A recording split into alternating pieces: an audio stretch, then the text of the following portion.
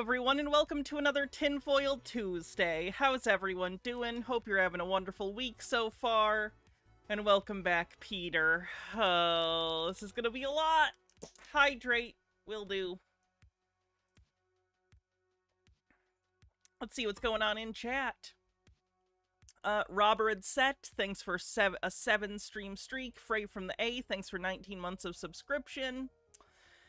There's the Hydrate from Jay's a Proxy, and Stone Corbell with 64 months says Super Hannah 64. Thank you. If you're on YouTube, do me a favor and like the stream. If you want to help support the stream, you can always gift subs, subscribe yourself, use bits, and I'm also starting a new tip goal. This is to help me catch up because I'm still a little behind from the time I had to take off for the surgery and the week after that I was sick, which sucks. But if we do this tip goal, then I'm going to do 4 streams, basically a month, where one day during the weekend I do 8-hour streams. Normally I go 2 to 3 hours. When we do this sub goal, I'll do some special 8-hour streams on the weekends where we're going to watch some longer stuff that we don't normally have time to take a look at, so that'll be fun. So if you want to help that out, use the tip link. Otherwise, sit back and enjoy. Today we're going to be taking a look at our old conspiratorial friend Peter, who has produced he calls it a documentary about his experience, being abducted by aliens. I find the irony is not lost on me that apparently Peter and I were both working on our big return projects at the same time and they came out within 2 weeks of each other. Maybe we're just cosmically linked, like two sides of a conspiratorial coin. I don't know. But today we're going to take a look at this, and should be good. Should be interesting, at the very least. Amber with a link says, guess we're leaning into the AI psychosis now. Is this Sam Altman? Yeah, Sam Altman. No. Sam Altman says, we made ChatGPT pretty restrictive to make sure we were being careful with mental health issues. We realized this made it less useful and enjoyable to many users who had no mental health problems. Debatable. But given the seriousness of the issue, we wanted to get this right.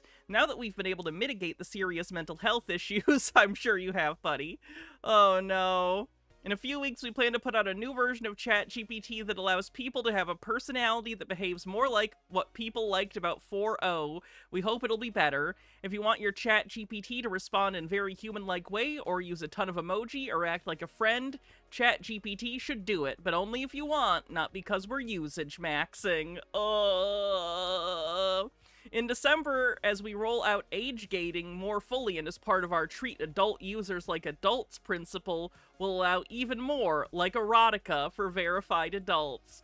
Oh, great. I can't wait for even more people to be crazy. Everything's good. Everything's fine. I'm glad we keep building more efficient insanity machines. That's good. Alden Undying with 100 bits says, hype train go. Broha, thank you so much for gifting 10 Tier 1 subs. Moira Soma, thanks for 53 months at Tier 2, which gets us to 71% to level 4 on the hype train. Wow, very nice hype train so far. Thank you, everyone. So, everyone's gonna be crazy. That's good. At least I've been preparing myself for this my whole life. So that's good. Anyway, so let's watch the Peter thing. And you know what? We'll give people a little bit of time. We're doing the hype train right now, too. So we'll watch this, like, 5-minute CC video while we're doing the hype train and stuff. Book selling's been good the last couple of weeks, so I've heard. I heard you had your best day ever the other day, your best show, so that's nice. All right, good morning, good evening, good afternoon, wherever you may be. CC here, Chris. From New York, Westchester County, it's 10/12/25. We can play bingo today. I don't know if we'll be able to get it because it'll be Peter, but we can try. I see you probably watched the last short that I did, and you know, YouTube fucking does this all the time. All right, they put these things in that I don't want to be put in shorts, but they decide to do that. So it doesn't make a difference. Don't make a video that's like a minute long, then. It automatically turns it into a short. All right, who cares? I just want to touch base with you on this Day of God. You know who God is? God, who created everything here. He or she or whoever may be loves you and created all of this for you. We're just proselytizing I now? want you to think about something. Oh, good. Nemesaur, thanks for gifting 10 tier 1 subs. This is an interesting thing. I want you to look back to 1841. Okay, I'll try. What do you picture in 1841? What do you picture? It depends. I need more information. I don't need just a year. I need a location. Because, like, rural Kentucky in 1841 is going to look a lot different than London, England, 1841. You know what I mean?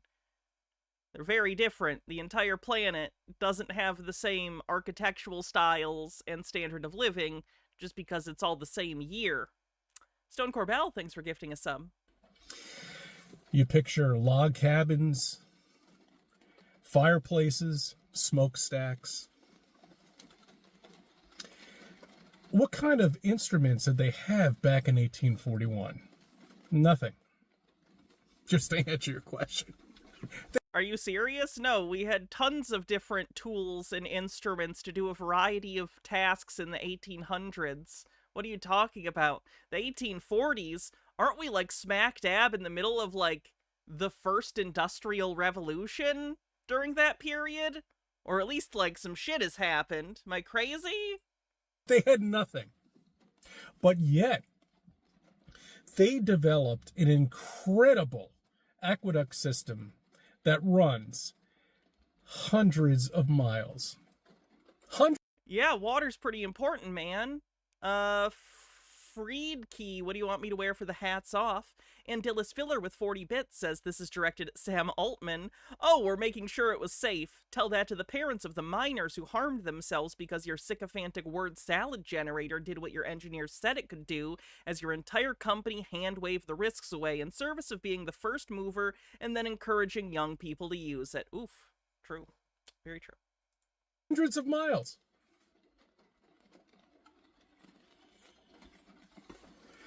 Light wasn't even introduced to houses until the early 1900s. I know he means electric lights, not just light. I know. Light. You know what light is, right? Yeah, that's how you're seeing me. See, the sun's out right now, okay? And that's how you're seeing me, but yet they were building tunnels underneath with no light, apparently, with nothing but a shovel. Candles, lanterns. Does he not understand that we had, like, artificial light prior to electricity? Lanterns, sir! Lanterns were a thing! Gas and oil, lanterns! For hundreds of miles. And you know how long it took?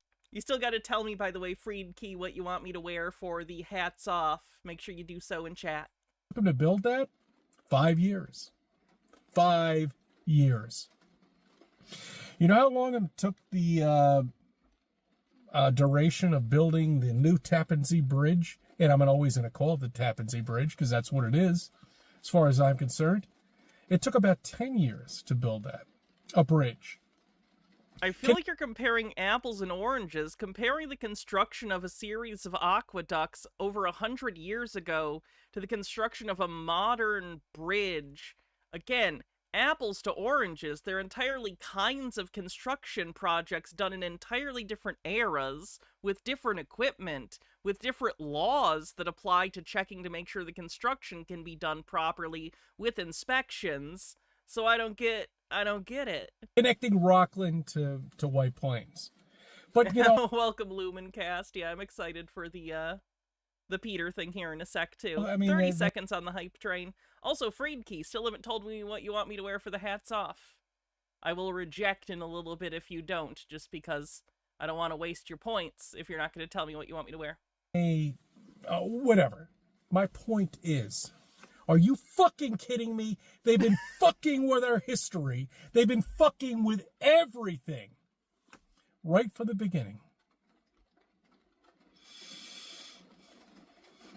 5 years to build an aqueduct system for hundreds of miles. 1841, another aqueduct system was built. 1857, the Washington aqueduct was built. And you're believing all of this shit, this nonsense. See, I didn't learn any about this. I want to make a video about CC, you know, because I'm back into doing edited content again. But it's going to be the most depressing video I've ever made. And I feel like it's going to take a toll on me. Fennikagami with 40 bits says, electricity took so long to be introduced as a utility because for literally over 100 years, scientists thought of it as stage magic, so hobbyists were the ones making advances. In school. You know, I mean, they didn't... It is helpful, Profane Priestess, thank you. Will I do a video on Peter? I want to, but most of the footage is lost because he deleted all his old videos. So, I don't know. I'll have to figure something out. Alright, I'm gonna hit X on the hats off from Freed Key because Freed Key still hasn't told me what they want me to wear, so I'm gonna give those points back. I didn't tell you about these aqueduct systems. I didn't tell you about anything. That's why I got so interested in it. And I asked myself, how could they have built these aqueduct systems? How could they built Grand Central Station back when they said that they did? Because they didn't. They found it. I think we have pictures of the construction. What are you talking about? Sorry. Your history's been fucked with, and if you can't figure that out, look into Flat Earth. Okay? That's just the beginning. Peter's not handing me his videos to make content about him at this point. He's aware that we are ideologically opposed. Thank you for subbing. Thank you for viewing my video. Oh, he's been into Tartaria for a while now. Be a part of your life. So that's recording in car on the bingo card as well as Tartaria. Alright, we've waited long enough. We can get into the Peter video. This is going to have a variety of copyrighted music on it because Peter's Peter and doesn't consider these things. So I might have to skip over some parts. And if you thought my sound mixing was bad, oh boy. So we'll probably skip over some sections that are too difficult to understand because he puts the music too high compared to his dialogue. But how long is it? 1 hour and 25 minutes. Peter's edited content is longer than mine. Hopefully mine was better researched. Zarek Shadow with 50 bits says, I see my bits messages are going through, but it doesn't seem like my regular message are. Not sure why. That's strange. I don't know why.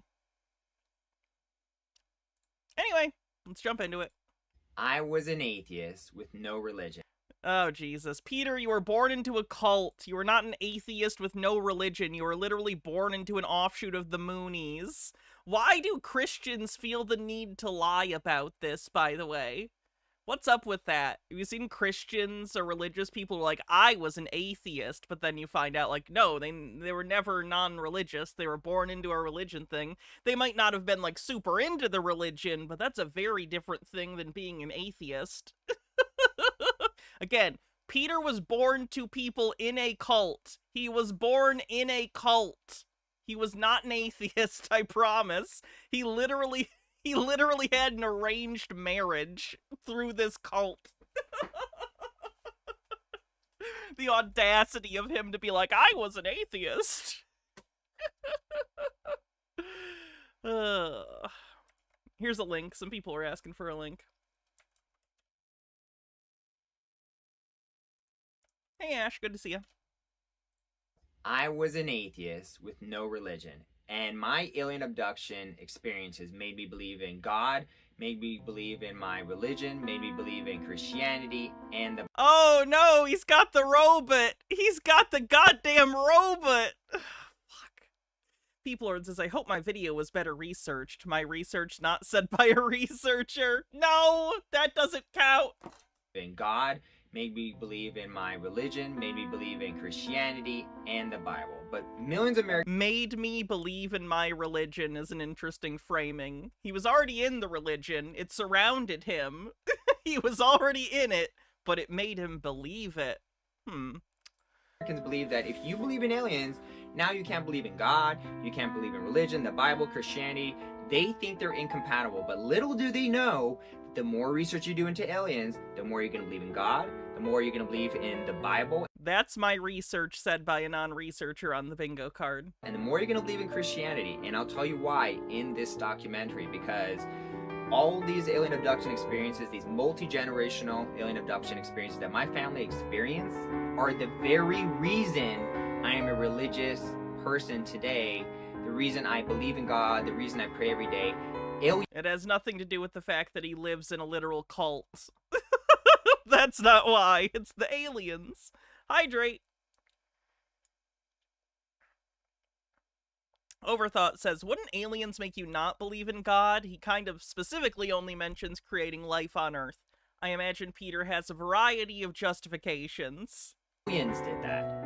Aliens did that. And so it makes you wonder if all these Americans are like, I don't want to believe in aliens because I'm worried it contradicts my religious beliefs. Actually, it's the opposite. It will strengthen your belief in God, religion, and the Bible. As you will see in this documentary, I'll explain how that happened. If you're thinking that me believing in aliens makes me a crazy or a nut, you have to understand that that used to look like that because only a small fraction of people believe in aliens. But after multiple official UFO congressional hearings where whistleblowers come out to disclose the fact that we have aliens. You might think I'm crazy, but actually the government has gotten even crazier. So do you still think I'm crazy? Yes, Peter. Yes, the fact that the world has gotten crazier doesn't make you less wrong about your alien experiences. I do not know how to express this. Peter, it's fine to think that aliens exist somewhere out in the universe. I don't think humans are the only life in the universe. I don't think Earth is the only planet with life. But there's no evidence that it has ever visited us, that it can ever visit us, that that's even a possibility. That's the disconnect. You can believe that there's life in the universe, but if you believe that intelligent humanoid life has visited Earth and has specifically kidnapped and done experiments on you, that's something you need therapy for. It didn't happen. I don't even need to have a discussion about it. It objectively did not happen, and you need help. In spaceships, we have alien bodies, we even have alien humanoids working for the government. And the fact that there's been tens of thousands of abductions, tens of thousands of UFO sightings, and the fact that the History Channel has been talking and telling us for 15 years. He's using ancient aliens as a primary source. That aliens exist and they've always lived among us. Because of those reasons, now the majority of Americans believe in aliens. Yep. Who could have foreseen the degradation of public discourse happening? Oh, everyone for decades has been talking about this? Okay. Me believing in aliens means I'm now in the majority. I used to be in the minority, now in the majority. Now you're thinking, hold on, the History Channel never said aliens are real. Okay. Well, here's the proof. There is a doorway in the universe. Beyond it is the promise of truth. It demands we question everything we have ever been taught. The evidence is all around us. The future is right. He didn't even, he could have... Peter, you edited this. Why didn't you cut to the video? Why did you just film it in the background? By the way, further evidence that it's a cult, the picture right there of the people in crowns, that's the leader of the Moonies? Like, literally, it's like, I was an atheist. Also, here's a picture of the cult leader who's been dead for over a decade. Yikes. We are not alone. We have never been alone. His citation is the intro to Ancient Aliens!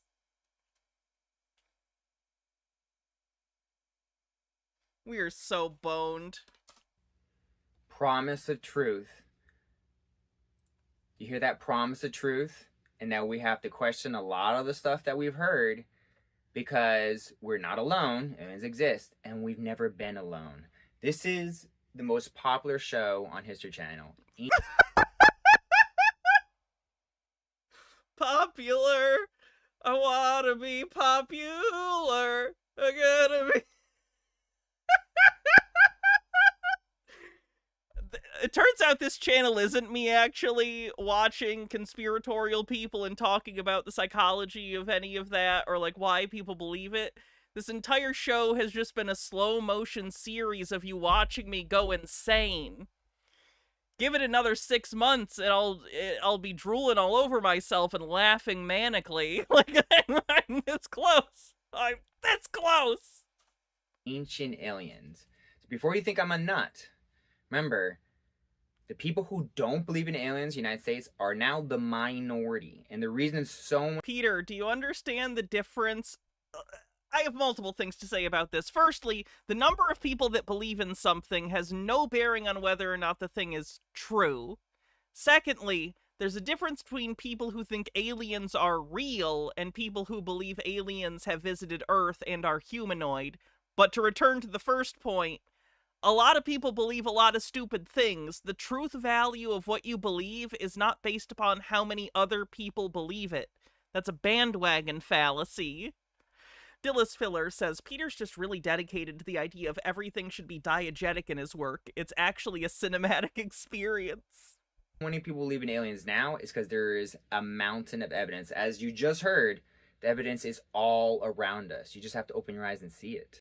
They said it in the intro to Ancient Aliens. It has to be true.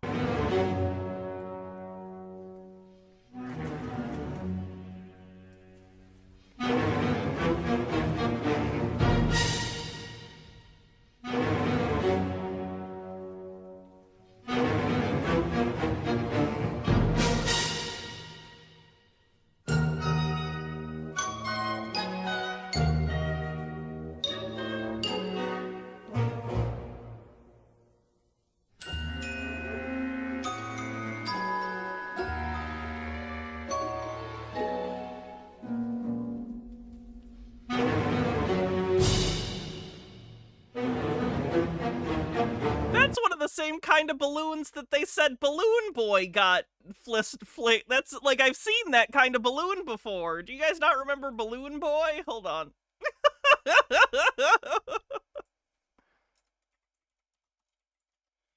I don't know if people don't remember Balloon Boy, but some years ago there was a hoax where a family pretended that their kid got stuck in like a balloon that they had and that he floated away. Turned out it was all fake and that they were faking it to try and get on TV. But anyway, you can get balloons like this. This is like a balloon you can get. Like, these are commercially available if you need to put something up in the air. So it's kind of funny that Peter's like, look, ooh, UFO. And it's like, this is a commercially available product that was part of a pretty well-known scam a little over a decade ago. Like, come on, man.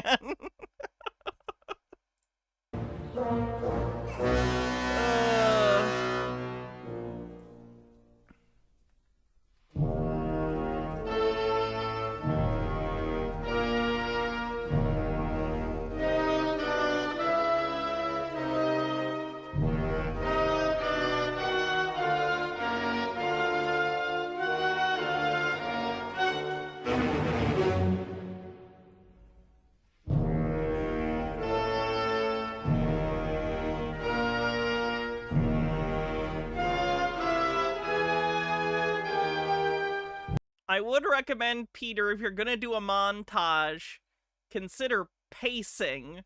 Pacing is incredibly important in a montage, because if you don't, then people are just sitting there going like, okay, how far into this montage are we? Because there's no sense of escalation or pacing or where this is going. It's not cut to the music appropriately. It's just kind of there. Dillis Filler says the History Channel executives who greenlit Ancient Aliens and its ilk should be sent to live in a conspiracist colony to truly grasp what they have wrought. Agreed.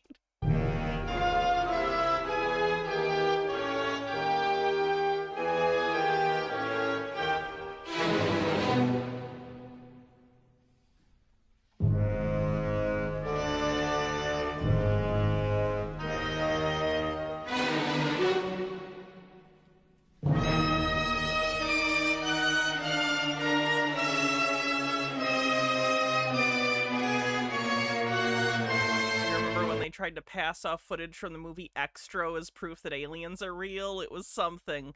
In fairness, if you're gonna use a movie for that, Extra's a good one. That has great alien designs. I have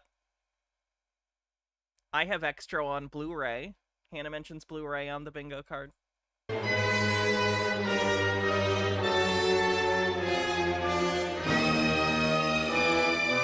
Alright, I'm gonna skip to when he comes back, because we get it. It's UFO shots. Shots of UFOs. We get it. Did you ever hear about that treaty that the government made with gray aliens where they could experiment on humans in exchange for technology, called the Gravity Treaty? I've heard conspiracy theorists mention such a thing before. Yes, it's not true and there's no evidence of it. By the looks of it, it sounds like you have not heard about that treaty yet, so... From the looks of it.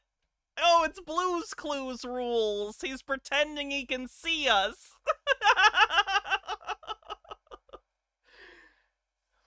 Why?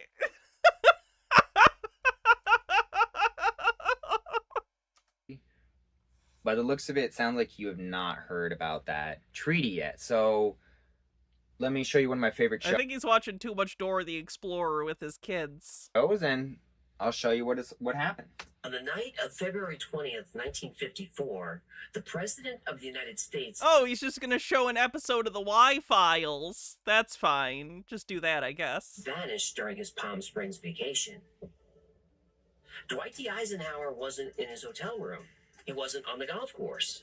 The Secret Service searched everywhere. He was just gone.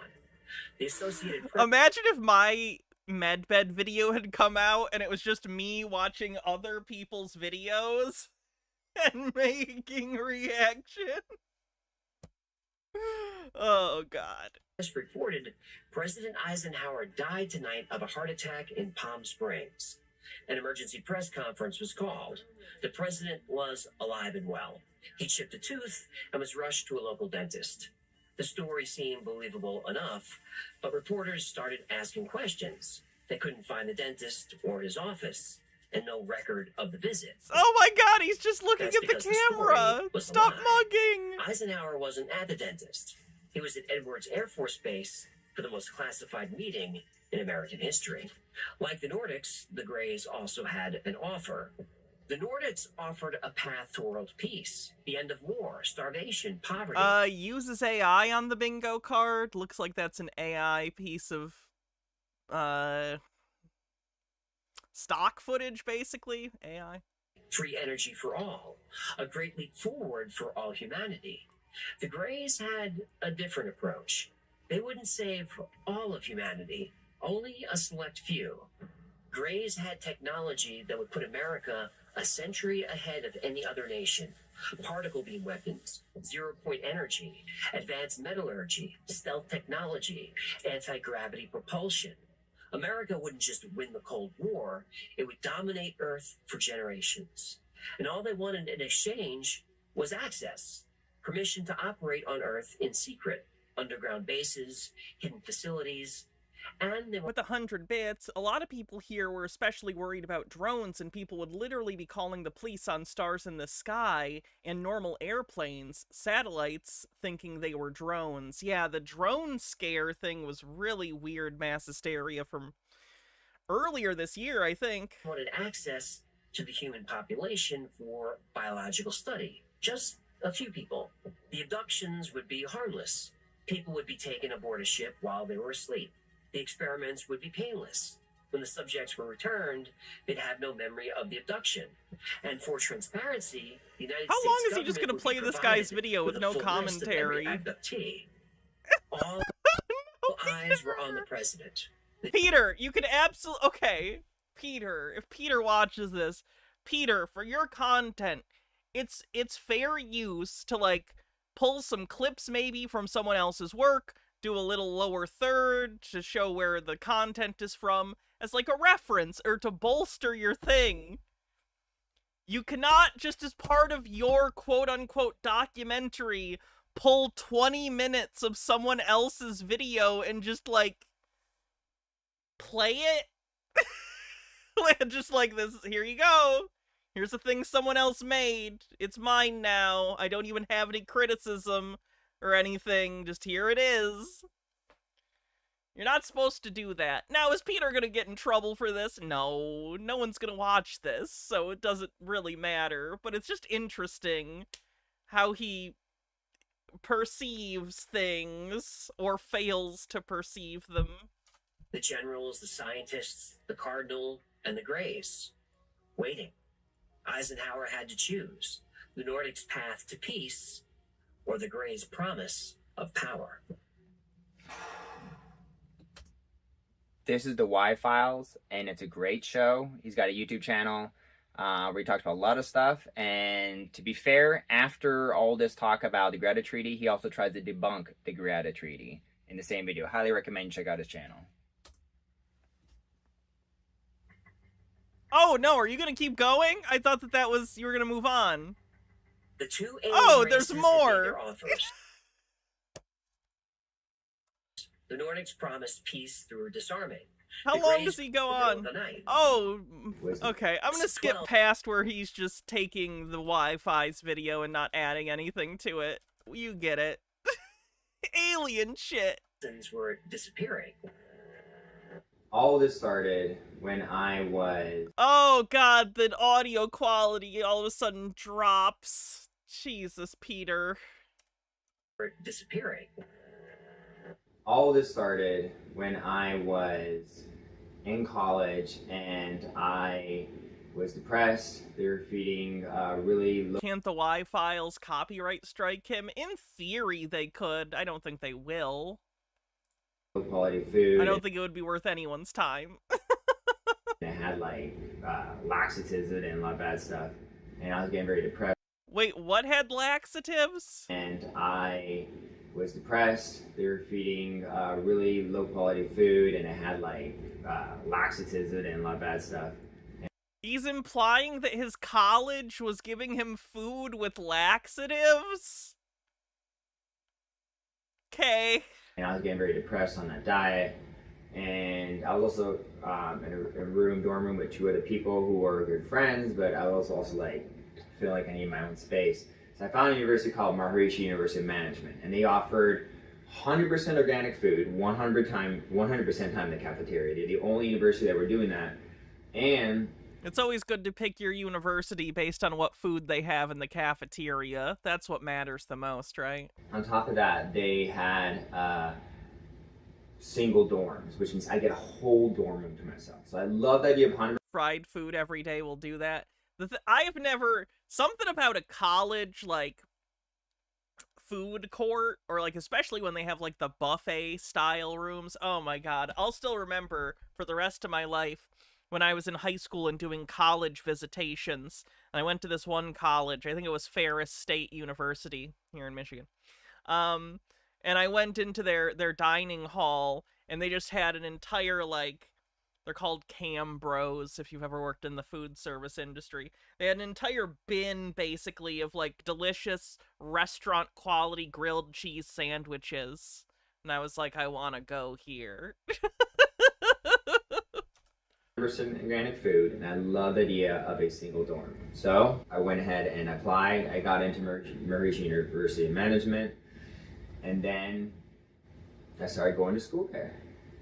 And at first, everything was normal. First semester came by, and nothing happened. Things changed in the summertime.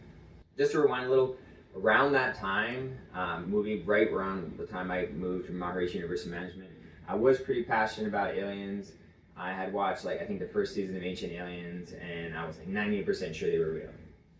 And that second season is really what got him that next 10% of the way.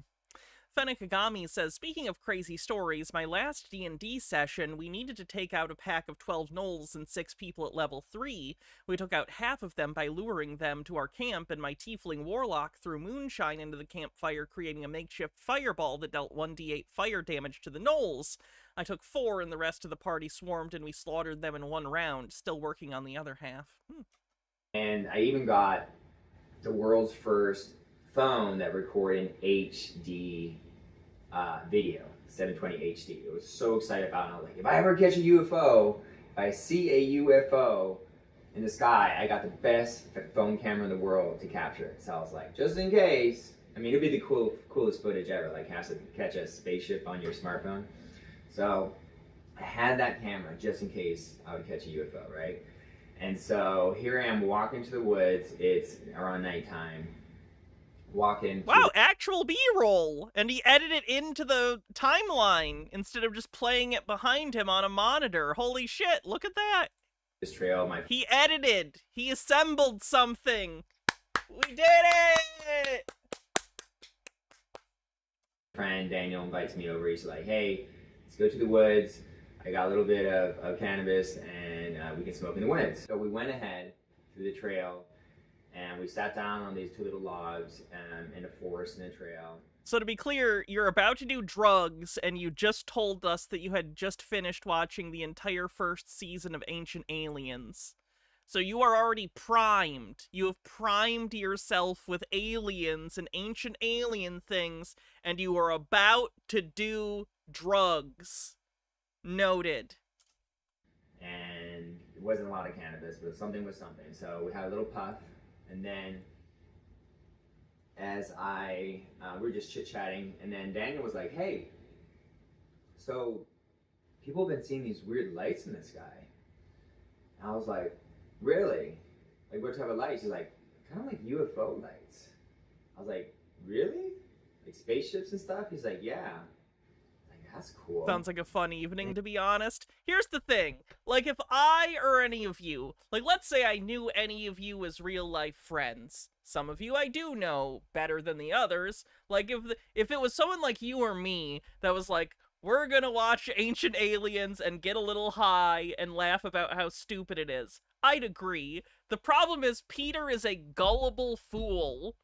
Peter is a gullible person with the brain of a child, and he is genuinely incapable of understanding that Ancient Aliens is bullshit. It's trash TV for crazy people, and unfortunately, he's the target demographic.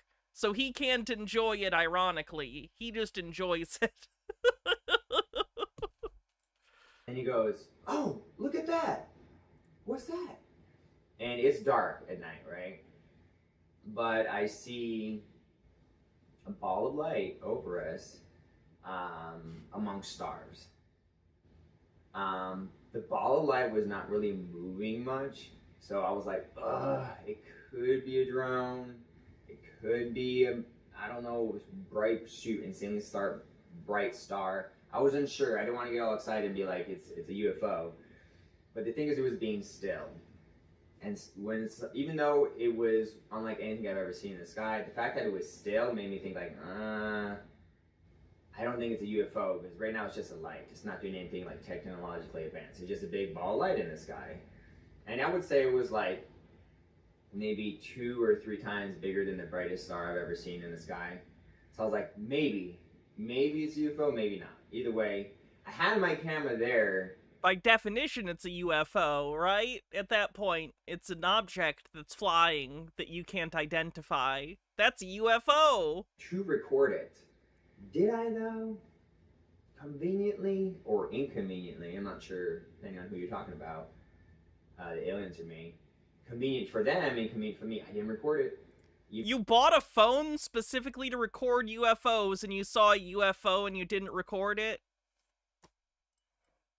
Peter makes bad life decisions that are just continually baffling. You know, I literally got the best HD video camera and a smartphone to record literally UFOs. But once you see a UFO, for some reason, I just didn't record it. Anyway, didn't record it. Like, oh cool, that may have been UFO, maybe not, whatever. Then I don't remember how much time after, but it was summer of 2010, and I was trying to be more social. I noticed some of the other dorm people were keeping their door open. I was more Is this gonna be the story where they drugged him on the roof of a of schoolhouse? an introvert, so I was like, I'm gonna do this new thing. I'm keep my door open so that if someone wants to socialize, they can stop by my dorm and be like, hey, you want to hang out? So I had my dorm room open. I was on my computer, and I hear these footsteps in the hall, and this guy. I hear these footsteps in the wall, and they're coming nearer and nearer, and I feel like an energy, just some like presence coming nearer and nearer. So I looked over at the doorway, and there's this guy who's just kind of staring at me, and he walks a little. I hope he was that old, too. I hope he was like 20 years older than Peter at the time. bit, and he stares at me like examining me, like. And then he walks away, and I'm like, okay, that was really weird. Anyway, I didn't think much of it. He was like very skinny, Hydrate. extremely wrinkly, thin, kind of short, maybe like 5'7", and he looked a little weird. Until you said 5'7", I was worried you ran into the tall man from Phantasm. His body language was a little weird, but anyway, I was like, I don't know this person, whatever. There you go. A little bit later, I'm not sure if it's a week or a few days or a couple weeks, my friend Daniel comes over, say, hey man, guess what? So we've invited to barbecue. I was like, I don't want to go to barbecue. And then he's like, all right, hold on. The most beautiful girl I've ever seen, the most beautiful woman I've ever seen is going to be at that barbecue.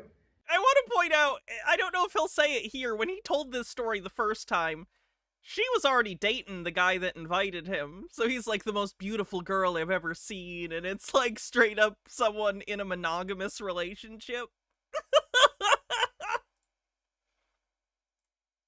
She does have a boyfriend, so she's not available, but she is stunning.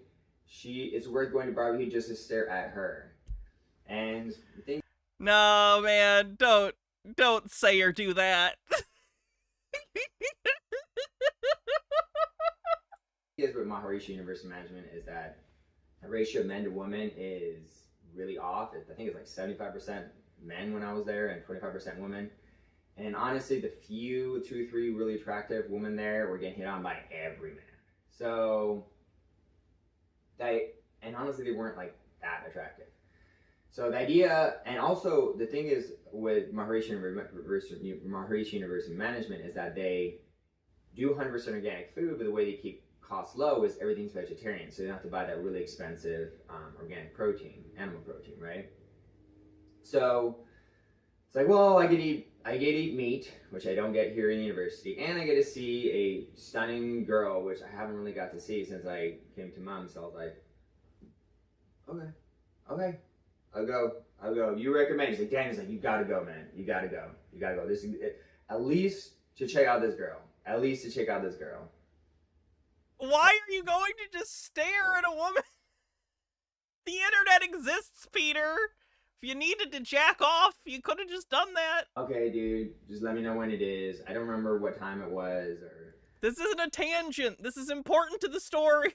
maybe like 3 or 4. He's like, yeah, we'll just, come get me, or I'll come get you in a little bit. So was he just bullied and pranked? I think that this was basically an ill-advised college prank, because the way I've heard this story before, I've not seen this video before, but he's told this story in his old videos. I think he just got drugged. I think one of these fucking people put some drugs in his food, not just weed, like something like mushrooms or LSD, something hallucinogenic. The way he describes this story sounds like he got drugged against his will, which is fucked up and wrong, and he has taken this as a literal experience. I think it was like an hour and a half or something. He said that I don't Somebody remember needs an exactly. editor. Should I quit my job streaming and go work for Peter full-time as an editor? Daniel took me over, and I didn't have a car. But these people had a van. I didn't honestly remember even seeing who was driving the van. I'm not sure it was my friends or if it was these weird people I'm going to tell you about in a minute. But we went in this van, me and all my friends. Again, I don't remember who the driver was. And we drove maybe like 20, 30, 40 minutes. I don't remember. I don't think it was too long. Maybe like between 20 and 30 minutes. And we arrived at this location. And it was an abandoned schoolhouse. And it had some trees and bushes to the side. Kind of next to it. A little bit overgrown. Definitely it was like no one's been trimming this place because it's abandoned, right? So we walk through some trees and bushes. And as we're walking through it to get to the back of the abandoned schoolhouse building, one of my friends, I think it was Daniel, was like, hey, these guys, he got like an inheritance or something, and he bought this abandoned schoolhouse for like 66, or I think he said $76,000. He's gonna fix it up and live in it. And we're all like, oh, that's so cool, because, you know, like fixing something up and living off the land and all that cool stuff. It's just sounded like something we're taking permaculture. Buying an abandoned schoolhouse is not the same as living off the land. Class. It sounded like a cool thing. So we're like, oh, these people are cool. I like that. So we're walking through this bush and we get to the other side of the building where there's a little fire pit going, a little barbecue. I am invited to sit down and eat. They had very low quality burgers and hot dogs. I was like, yeah. Were they low quality or did they taste weird because they were full of drugs? Grateful for the meat, but you bought the lowest quality. My favorite activity with Peter is listening to his stories and unraveling at like a puzzle how he's being an unreliable narrator because he's too gullible and delusional to like accurately assess any given situation he's in. So you have to work backwards from his claims. This burger tastes terrible. It's almost like you put drugs in it. Weird. I did see the girl. Come get some BBQ, Peter. We have been waiting for you. Oh no, it's creepy AI. Oh. It's terrible. Green guy with the tip says, good news, the government is shut down, so I can't retire from the Navy, and now I realized everyone getting medical boarded out of the Navy has to wait now and still get paid, which costs money. Oh, that makes tons of sense. I see this girl. Yeah, she's. I noticed that he made the girl's boyfriend really old. What's up with that? She's very, very, very pretty. But then I didn't want to like make her feel uncomfortable and stare, so I was like, I'm just gonna eat my burgers. I'm uncomfortable for her. Hot dogs. And while I'm eating my burgers and hot dogs, we're all kind of like sitting in a row in front of the fire, and she starts walking like from the first person, slowly walking in front of every man and just staring, like not like examining a product. Yeah, her drugs probably already activated. Like, she probably took because she knew drugs were happening instead of being tricked like you were. I imagine her drugs already kicked in, so she was like looking at you because your faces were melting. And then she got to me, and I finally got like, she's staring at me, so I was like, oh, I'm gonna stare back at you. She's about 2 feet away, staring at me. I look at her and I'm like, you look impossibly beautiful. Like, You did not say that! Peter, no! Bad! Bad. Bad, Peter, no. You look impossibly beautiful. Like, people like Peter and I should be locked in rooms away from other people so we can stop embarrassing ourselves. It's for the good of humanity. Fennikagami with 40 bits says, I saw some Asmongold content recently and it struck me why he and Peter and any conspiracy theorist and Trump are popular and why AI is popular with the same people. It's because they're stupid and unremarkable and think they're way smarter than they are. The crap they say is the same crap their audience thinks to themselves, and as such their audience sees them as insightful. AI is popular with these people because it feels like art made for them the way real art will never be. Oof. That's a sad indictment of those people. Overthought with 100 bits says, do you think he checks her Facebook page like once a week? I'm thinking a couple times a week. the most beautiful person I've ever seen, but All honesty, the best way to describe her is she looked AI generated. AI generated. You know, you ever generated an AI or seen these AI generated women and you're like, obviously they're fake. Obviously that's not real. Yet I was seeing a person that looked AI generated, but they were real in front of me. Hey, come join us by the fire. We've got plenty of food. She had Oh, creepy anime in front of eyes. me. Hey, come join us by the fire. We've got plenty of food. She had big eyes, blue eyes, shortish brown hair, and she's very thin, and she's beautiful, stunning. And she was with her boyfriend, which turned out to be that old man, or I don't know if he's old man or not, but anyway, who knows? It was this old wrinkly guy, which was apparently her boyfriend. Yeah, don't ask me. I'm just telling you what happened.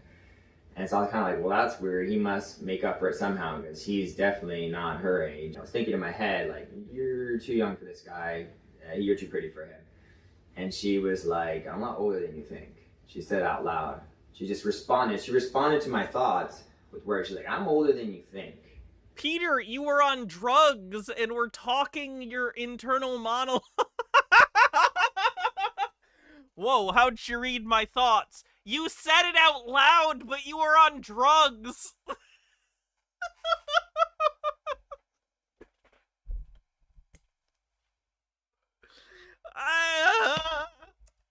I'm actually an adult. I was like, okay, I take your word for it. You're all in college at minimum. You're all adults. And seeing her body language and confidence level and posture, I was like, maybe she's just very healthy. I don't know. Continues walking down, examining the men. And then after that, brief period of time, they offered us a little bit of cannabis to smoke. Got like one little puff. And I'm like, well, boo. And anyway, we're like, hey, it was nice, but didn't expect that. And so after that, we were told there was this guy who had like curly red hair. And I had seen him on campus a few times. I tried to find this guy later on Facebook. I don't remember if he was part of our class or not. He was a very short guy, maybe like 5'4", very skinny, and he had his curly red hair. And he was like, hey guys, I just got certified for a level 1, purification ceremony. I was taught this by an indigenous group. Now, I'm only certified for a level 1 purification ceremony, but I kind of need to practice this. And so if you guys want a few free purification ceremony, I can do that, and then that way I can practice. So us being a bunch of hippies, we're all like, purification ceremony taught by an indigenous group? Yeah, for sure. So we go, we get another line, and this guy pulls out his big sage wand or whatever it is, lights it up. I think it was white sage, and he was, purifying us. Going down one by one, he was purifying us, and then right after the purification ceremony, it was like bang, bang, bang. It's like, I got there, let's eat. All right, now a little bit of cannabis. All right, now purification ceremony. There wasn't really any time to like socialize or chit chat. It was like boom, boom, boom. We're on a schedule. Looking back, that's kind of how that seemed to be the case. It was really seemed like they had a plan. The host, this stunning woman. This music does not match at all, by the way. And this really, really old guy. It seemed like they had a plan. And it's too loud. And so after the purification ceremony, they're like, hey guys, literally right after, like, hey guys, guess what? If you want, you can climb up a ladder to get to the roof of the schoolhouse. Isn't that cool? It's like, we climb up a ladder, go to the roof, and then you can see the top of the roof house. And I was like, oh, I assume it's durable enough that we can be on the roof. Kind of decided, should I go, should I not? Some people started going. By the way, I didn't make this clear, but we were in a group of about 10 or 12, 15 people, something in that range, I don't remember. And the This is insufferable. only other person there that I remember that was someone I knew was Daniel. Daniel was the only person that I was like, this guy I know. I don't have a memory if the other people were complete strangers or they were my college friends. I don't remember. But I don't understand how he watched this on his fucking timeline and he was like, this is good. This is a good combo. This song and this story. It's so bad. It's so self-evidently bad. Like, I'm not even good at sound mixing, but even if it was mixed appropriately and it was, like, more in the background, the music doesn't match the tone of the story. It doesn't match where he is in the story. Like, what is this? Fennikagami says, Peter, the boyfriend looking older than her means nothing. Stephen Miller, who I'm sure you love, looked like he was 45 and balding at the age of 17. My wife is 34, and a lot of people think she's in her early 20s. And Dillis Filler says, oh, he's playing Claire de Lune. Daniel and some of the men started walking in the direction to climb up, to go into the schoolhouse, to climb to the roof. And I don't know, started going that direction, like, I don't know, it kind of sounds boring. And then she starts making out with him, which, you ever see a young lady make out with an old guy? It's gross. It's absolutely so, okay. I don't know, Peter. Just don't look at him. I don't know. Heck no, I'm leaving. I literally ran into the building, I was like, I don't see that. That's gross. So I go up there, I go into the building, I follow the line. Ben in the schoolhouse is like, no, they've done work on this, I'm not impressed. It looked like they had done no work at all in the schoolhouse, not even started. It was still trash, it was still in ruins. But there's a ladder leading to a hole and that leads to the roof. So I was like, okay. Take a steady ladder. So we climbed up and got to the top of the ladder. Everyone's climbing up the ladder. I was like, I was one of the last people, but there's like 3 people behind me. So I climb up the ladder and I'm standing on top of the roof of the schoolhouse, looking around like, oh, that's a pretty cool view, pretty cool. And then the last 3 people behind me got up on top of the roof. Just around a few seconds after the last person got on the roof again, on the schedule apparently. It was around 3 or 4 p.m. in that range. No. Sorry, I know I'm very engrossed. I'm trying to figure out where there's gotta be a part in this story where the song lines up and then he just expanded it beyond that, right? Without any thought for it. Like, there's no place where it fits. I know this isn't a show about editing, and I'm not qualified to do that show anyway, but it's so bewildering. I'm trying to understand the thought process that led to this choice. Lance is trying to love herself with 27 months, says, wow, that's a lot of months. Fuck ICE, no kings, trans rights, and do not obey in advance. Love you all. This sub-baby's name is gonna be Fucking Based. Fucking Based is the name of this baby. Nothing in the sky, no clouds, it was just blue. I just remember blue, perfectly clear blue sky day. Sun was bright. And some points up the sky and goes, Look at that thing! There's a ball! There's a ball in the sky! And we all look up and we're like, whoa! It was like that same ball that I saw. It was like that same ball I saw at nighttime. I was seeing it during the day. And at night, you're like, maybe it's a planet, maybe it's a star. But during the day, I'm like, what the hell? And I was like, at this point, I'm like, again, 98% sure that's a freaking alien spaceship up there. But I'm not 100% sure yet. And then right next to that ball light, another one appears. Like out of thin air.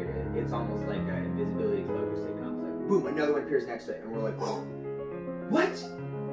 And another one appears next to it. And they started appearing a whole bunch of light orbs started appearing. And at that point, we all know what's going on. We know these are aliens. These are spaceships. We know it. And by that, he means he believes it strongly. Kind of like that scene in Independence Day, like, abduct me. So we weren't saying abduct me.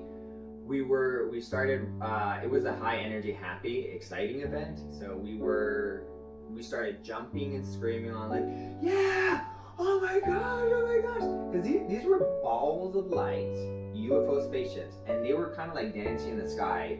It felt like this was for us. And we're like, wow, we're special. Look, they're dancing for us. So it was very, very... Yeah, that sounds like something people on drugs would say again. They're dancing for us. You were on drugs, Peter. Peter, you were all on drugs. This creepy old man drugged you. Exciting. We were screaming, we were yelling. I remember jumping up and down. Super excited. because of this, whole thing that's happening with the spaceships in the sky. I mean, Oh, it the was AI special. makes it worse. And it was a happy energy. And we're jumping and jumping, and then right there... I'll tell you this. When Peter told this story originally, like 5 or 6 years ago, never did I think I'd see it visualized so sloppily. Just, come on. My memory got deleted. Right where I'm literally... Usually when you're having a really intense emotion, that helps you remember the moment.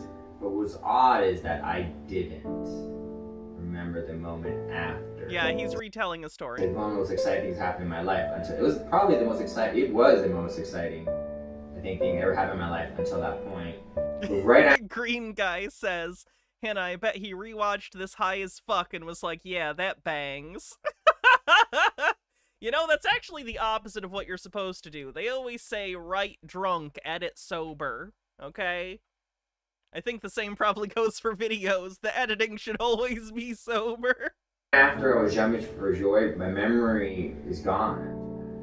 And then, after that, my very next memory is I'm sitting in front of a fireplace on a different side of that building. It's a different fire, on a different spot. I don't remember who built the fire. The men were around in a circle in the fire, and I was like regaining consciousness.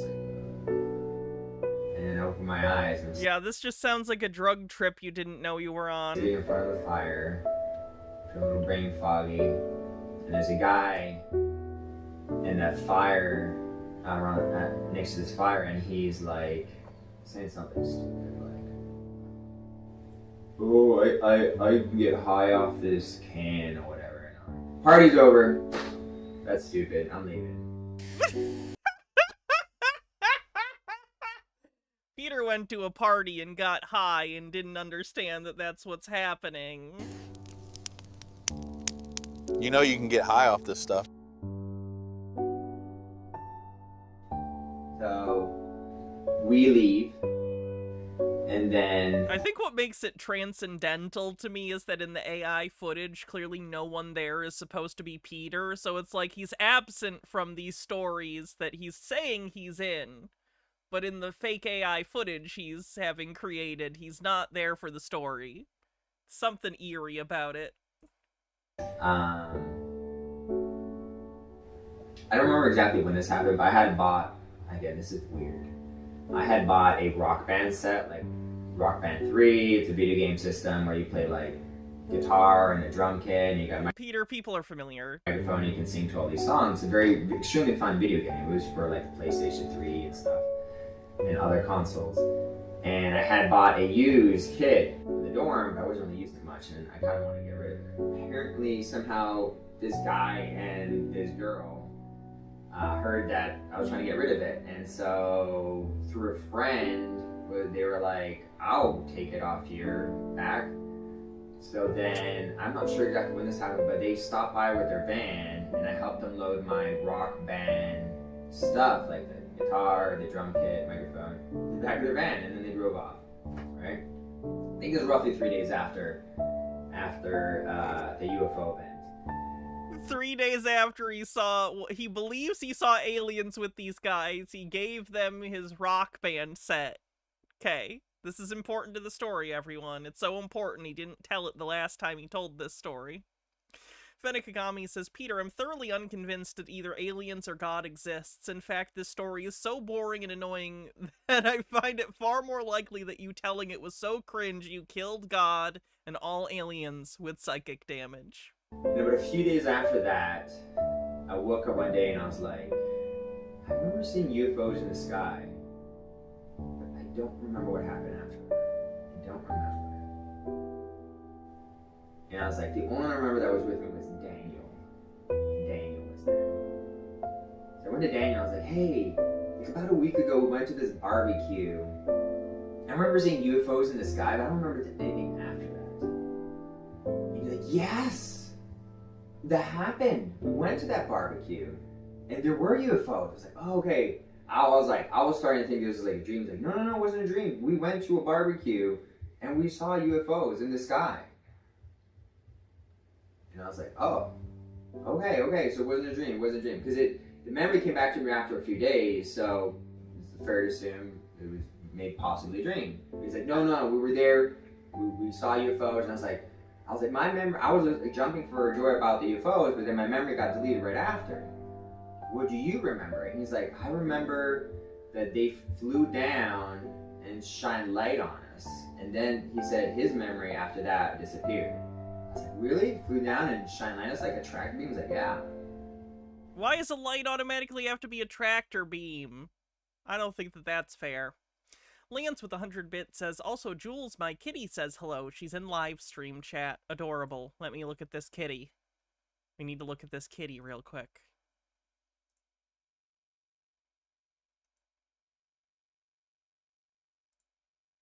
Adorable! I do find cats cute. I was like, that's weird. So we were probably like abducted and stuff. He's like, yeah. Probably, man. And then he was like, And then he said, alright, so can I have the rest of the rock band set? by the way, that guy was weird. That boyfriend of that girl was weird. I was like, what are you talking about? And then he was like, he moved, his body language is weird. He helped me remember the fact that this guy had the face of like a 120-year-old. You know these really old people and they got like wrinkles everywhere? Wrinkles for days. This guy had like extra layers of wrinkles, like just so many wrinkles on his face. It was crazy. I've never seen so many lines on someone's face. Usually people like that are like hunched over, like old. This guy had the mobility of like a 15-year-old. He was like flexible and floppy, and the way he walked was not like a hunched old man. He was kind of like weird, and we're talking about how his body language was just weird. He looked old, but he moved around like a smooth sailing, perfect joints, perfect ligaments, perfectly healthy, physically down person. He's like, that's weird. He's like, you know what else is weird about that guy? I was like, what? He's like, one time that guy was like examining me. I'm like, what do you mean? He's like, he examined me in a way that made me feel uncomfortable.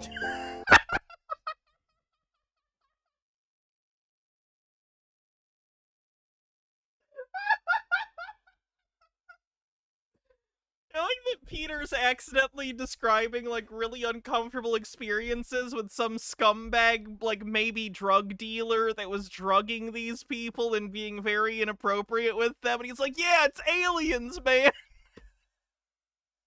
And it's like, no, it's not aliens, the guy was just a bad guy, I think! He's not an alien! He just sucks!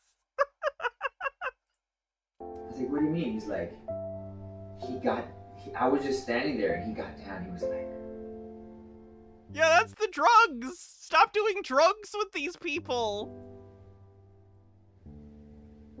and he had this weird vibe. Lucas Dawn with a $3 tip says, hey, I'm in the running for a promotion at work. Can I get a bit of your job blessing magic on this one? I will do my best. I am sending my blessing. Also, if anyone missed it earlier, we do have a new tip goal. If we get to this tip goal, then I will, for a month, 1 day per weekend, do an 8-hour stream instead of a 3-hour stream, and I already have some plans for it.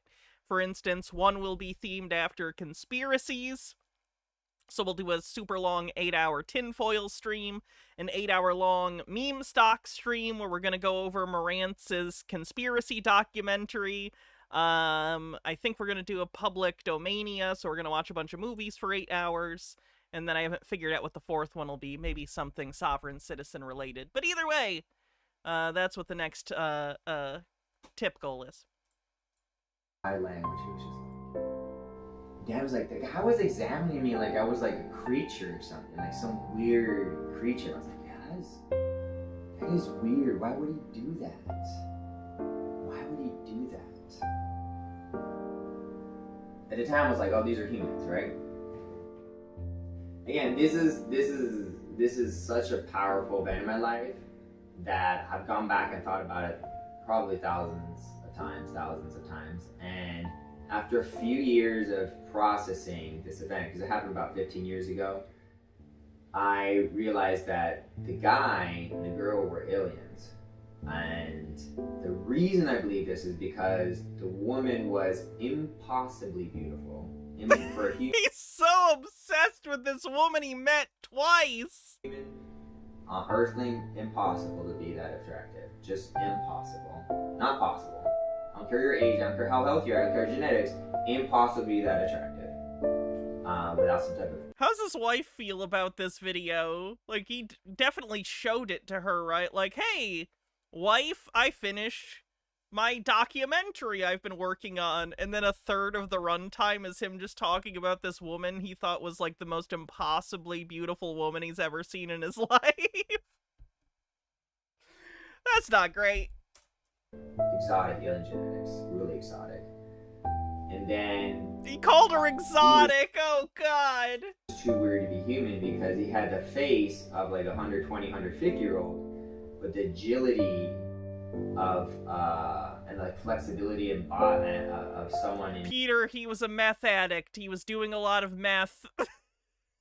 Like that. I obviously don't know that, but I would say someone who's addicted to meth might be pretty spry, but look older than their age. So my guess is that Peter met someone who was quite familiar with methamphetamine and was very confused by the experience. In his like teens or early 20s. And so it was very, very weird. And over time I realized like these guys were aliens and they probably helped those ships abduct us. So that was just my first abduction experience. And because I've had so much 15 years to process, think about every memory, analyze it, I realized that it was very, very strategic. You know, here we are in a university with no attractive woman. Sorry if that offends you and you're listening to this. You were there. And no meat.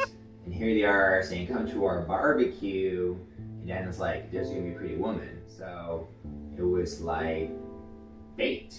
Literally bait. There was bait to catch us in, I guess, a trap, I guess.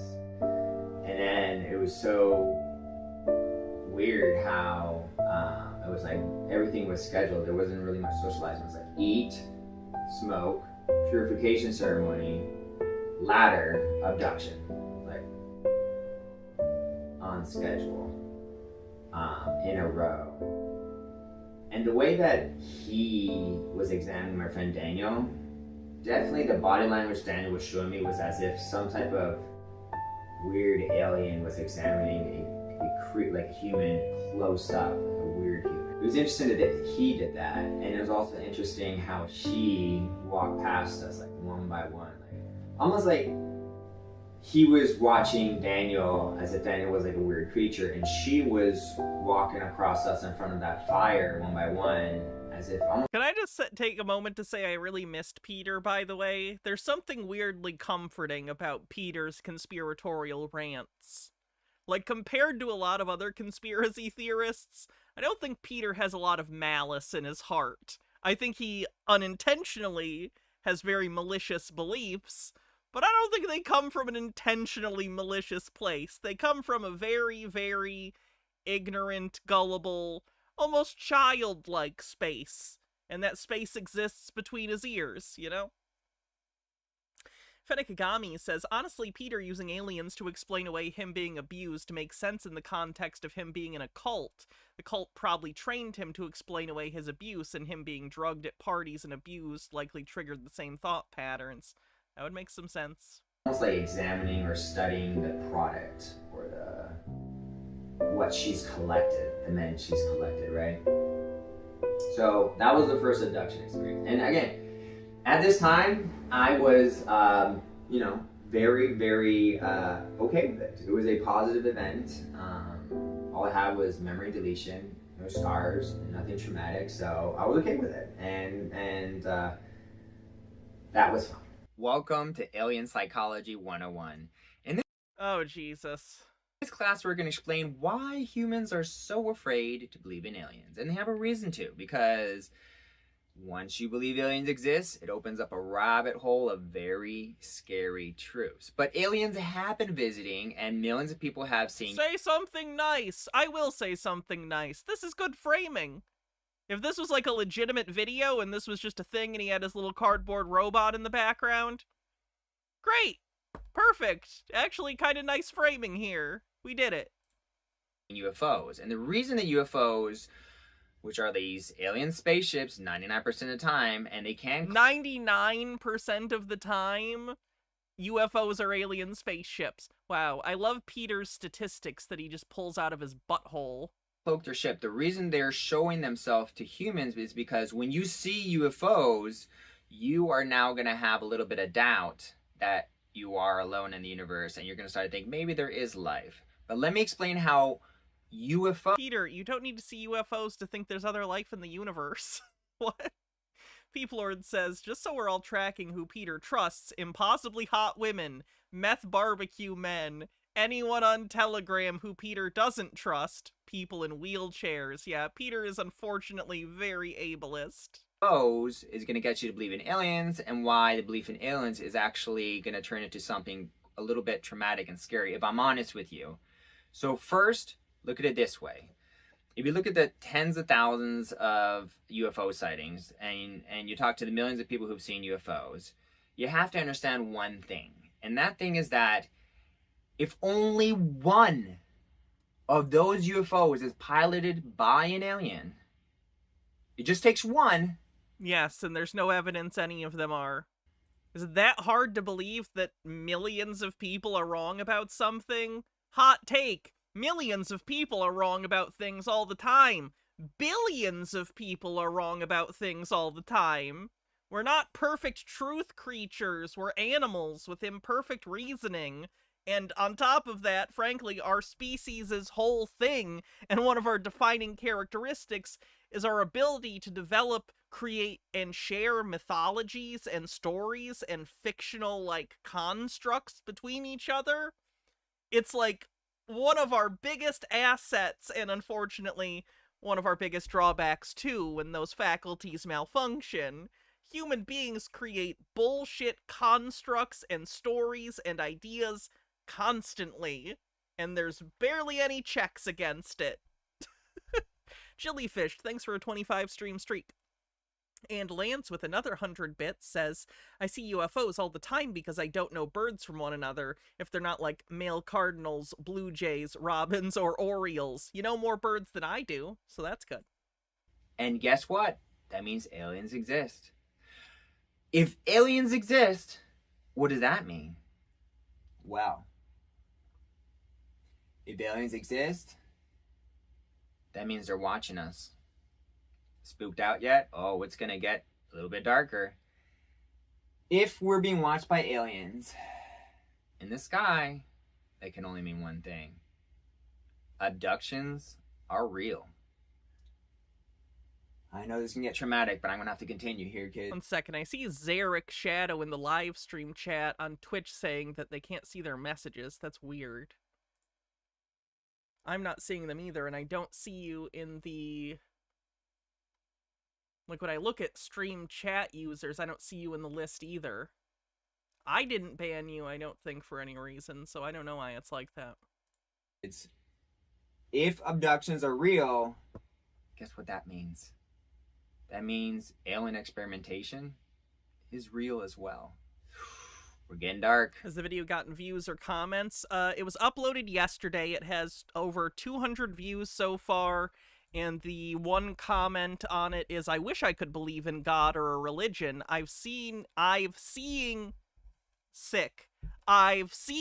it give so much peace to people. We're getting dark. Now, if you're scared, turn off this video now, because it's going to get a little bit darker as we learn why people are afraid to believe in aliens. Because, again, it starts out with UFOs. Oh, aliens might exist. Wait, they're watching us. Oh, wait, they're abducting us. Oh, wait, that means they're experimenting on us? What does that mean? Oh, I'll explain. If they're abducting us, that means they're doing some type of genetic experimentation. I know Zarek is in YouTube chat, but they were talking about not being able to be seen in Twitch chat for some reason, and I'm not sure why.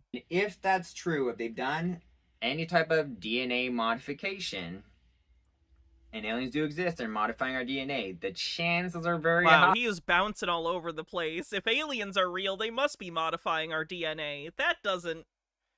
You haven't established why that would be the case, certainly. They've been doing this for like forever. Thousands of years, maybe since the inception of humans. That humanity is nothing more than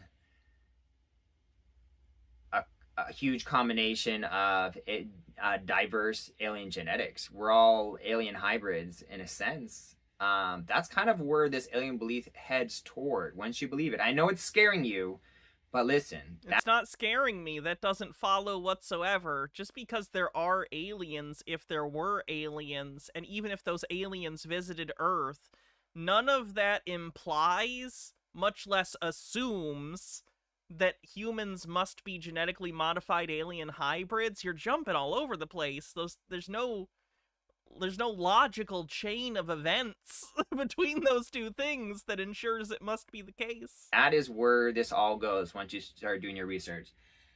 But it gets a little bit scarier. Do your own research on the bingo card. See, if we are being experimented on, then aliens have been influencing us for a long, long time. So that's a little bit scary too. If they have been experimenting and modifying our DNA, they probably have been influencing us in many different ways. I know it's an uncomfortable belief, but if aliens exist, it's the chances of that being real, like 100%. You can't, but why? Peter, if you believe that, explain why. You can't just say it and expect people to be like, oh yeah, that makes sense. If that is real, that means many religions got it wrong. Yep. Even though believing in aliens made me more religious, if your religion does not explain the existence of aliens, then believing in aliens could possibly affect your belief in that religion. I think that belief in aliens religions are compatible if you look into the Bible books and the books of Enoch. But only those ones, though. Only the Abrahamic religions and only the ones after Judaism. if you don't, then yes, under those conditions, aliens can make you doubt God and even religion, because religions are not talking about aliens. And so that gap where they're not telling you that critical truth is going to make you doubt everything in that religion. But just because the people in that religion are imperfect and hiding information.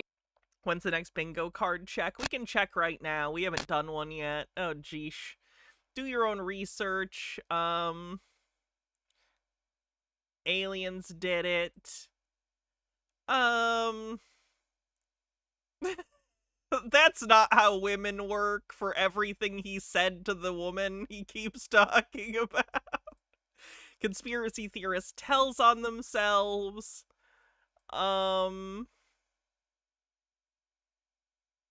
Chemical fear-mongering for him constantly talking about wanting organic food. Recording in car.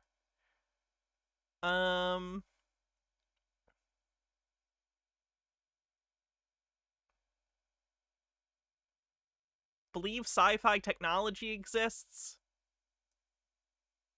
Tartaria for CC's intro video that we did earlier. Correlation isn't causation? Sure. Uses AI.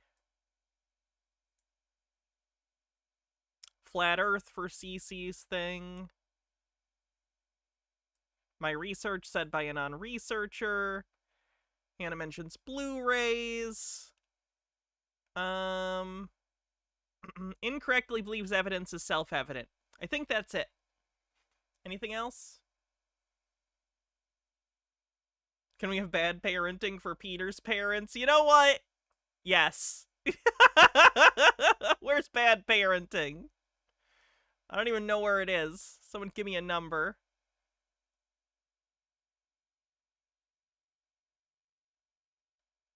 No, I don't have dying of laughter yet. Do we still have bad parenting on the bingo card? Ah, there it is. Yeah, Peter getting born in that cult. That's an all-timer in terms of bad parenting. No, we don't have Hannah dies of laughter. I've not died of laughter yet. Green guy with the $3 tip says, after I found out I was getting paid, we bought $200 of candy. We're doing full bars, 376 bars. I just made stuffed jalapenos from my garden. They're spicy. Nice. I wish I was a kid trick-or-treating at your house. Very cool. Information or don't know about this information doesn't mean the religion's wrong. And again, the Bible talks about aliens and abductions. The Bible does not talk about aliens. It's not. You could interpret certain passages if you wanted to be about aliens, I suppose. But they're not about aliens. That's certainly not the intent of the authors.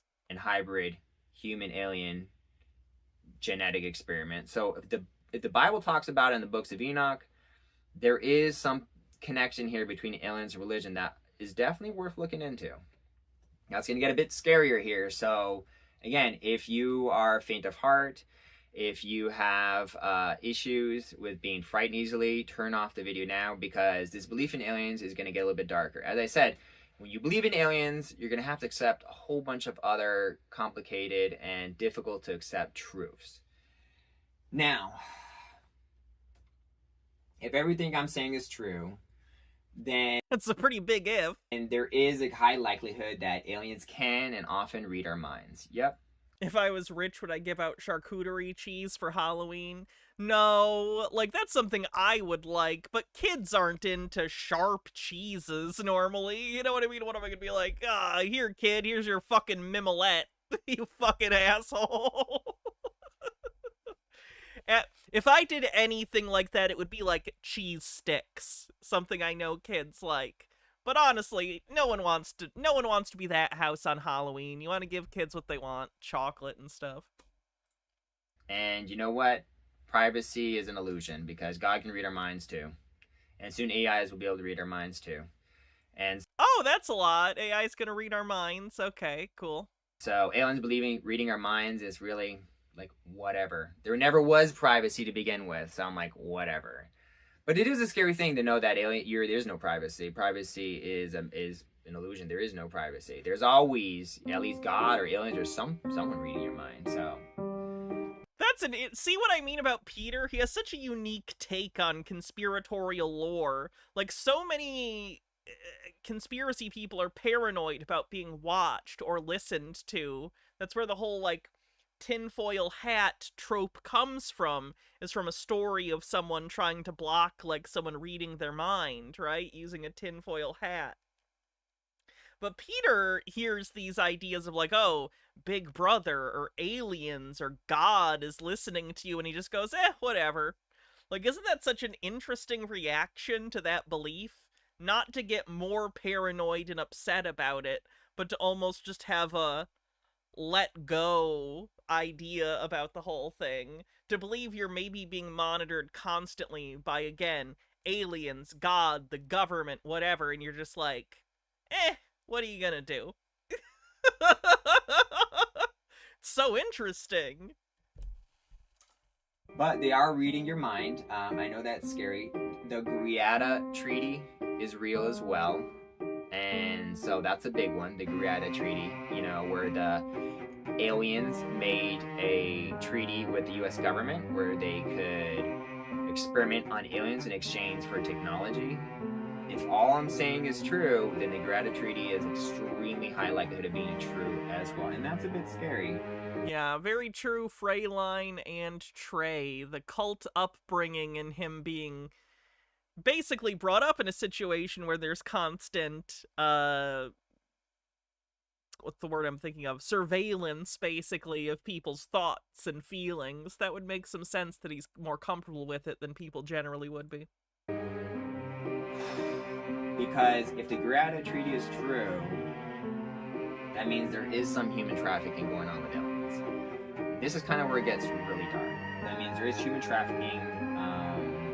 There's probably some really horrible mutant experiments. My alien abduction experiences were on the lighter side, but I've heard really dark stories. I've heard really dark stories. So if they're modifying our DNA and they're doing kind of darker mutant human experiences, then what that probably means is they are creating thousands, if not tens of thousands, of human alien hybrids, which at some point will be assimilated onto, you know, Earth, and they will be walking among us. Probably a lot of them already are. Oh yeah, his sound mixing is shit. I say that as someone who is not a good sound mixer myself, but even I can tell this is off. So yeah, it's gonna get a little bit more complicated. And then the scariest thing about aliens being real is not something I even want to discuss right now because I don't want to get that dark in this documentary. But the reality is that if the people, the main two reasons that U.S. government does not want to disclose aliens are real. I should also point out, because of all the music he's using in this video, this video is not getting monetized. So if you want to help support the show, consider using the tip link, because this video is brought to you by viewers like you. I'm getting no ad revenue on it for sure. He's using so much music. One, they feel it's going to fracture and negatively impact people's faith in God and religion, because these religions are failing to implement the books of Enoch. And also, once you admit aliens are real, yes, he considers this a documentary. So now you're going to have to admit all the dark stuff about aliens. And a lot of stuff I said is not even the darkest stuff. There's a lot more dark stuff happening with aliens, and that's quite scary. And it's so dark, in fact, that if full alien disclosure about what aliens have been doing to humanity since the beginning was disclosed to all humanity like today, most of the population would go mentally insane. And so that's a scary thing. I've gone down the rabbit hole and I have recovered, and I'm here to help you hold your hand through this as you learn the truth as well. So I fear for anyone who sees Peter as a bastion of stability and sanity in these trying times. Woof. I'm going to help you get through this as well, because alien disclosure is happening. It's only a matter of time. And I think I'm in a perfect position to help you believe in aliens while keeping your faith in God, Christianity, and the Bible. So after this whole alien abduction experience, I didn't tell anyone about it. Hey, your microphone's too far away and the audio's too echoey. Maybe don't do this. Initially, because when you tell people you've been abducted by aliens, especially back then, you're really going to damage your reputation.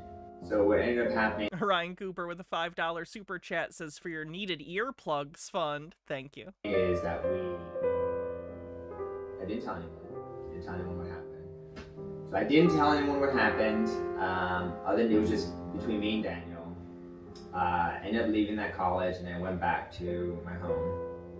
And at the time, everything was normal. But one night I had an interesting dream. And the dream was I was standing out at my balcony, and there was a gray human hybrid alien. Of course he made it a creepy AI alien baby. Why wouldn't he do that? Of course. Young. This is the story where Peter tells us that he was assaulted by aliens and they stole his seed to make a hybrid alien baby, because obviously his genetics are just that desirable that aliens stole it.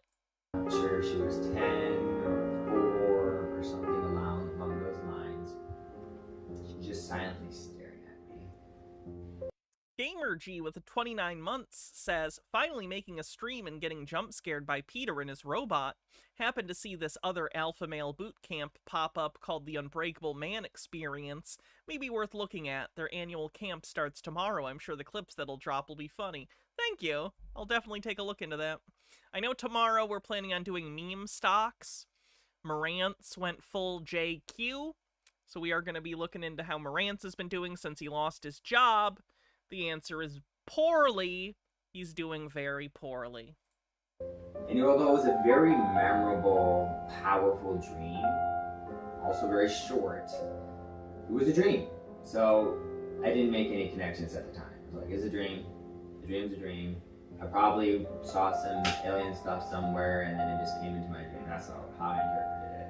Everything's relative, Mistwitch. He was doing badly before, and now he's doing even more badlier.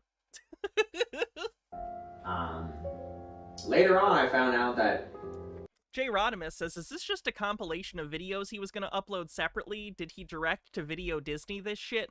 No, he'd been talking about doing this quote-unquote documentary for, like, years. I'm not joking.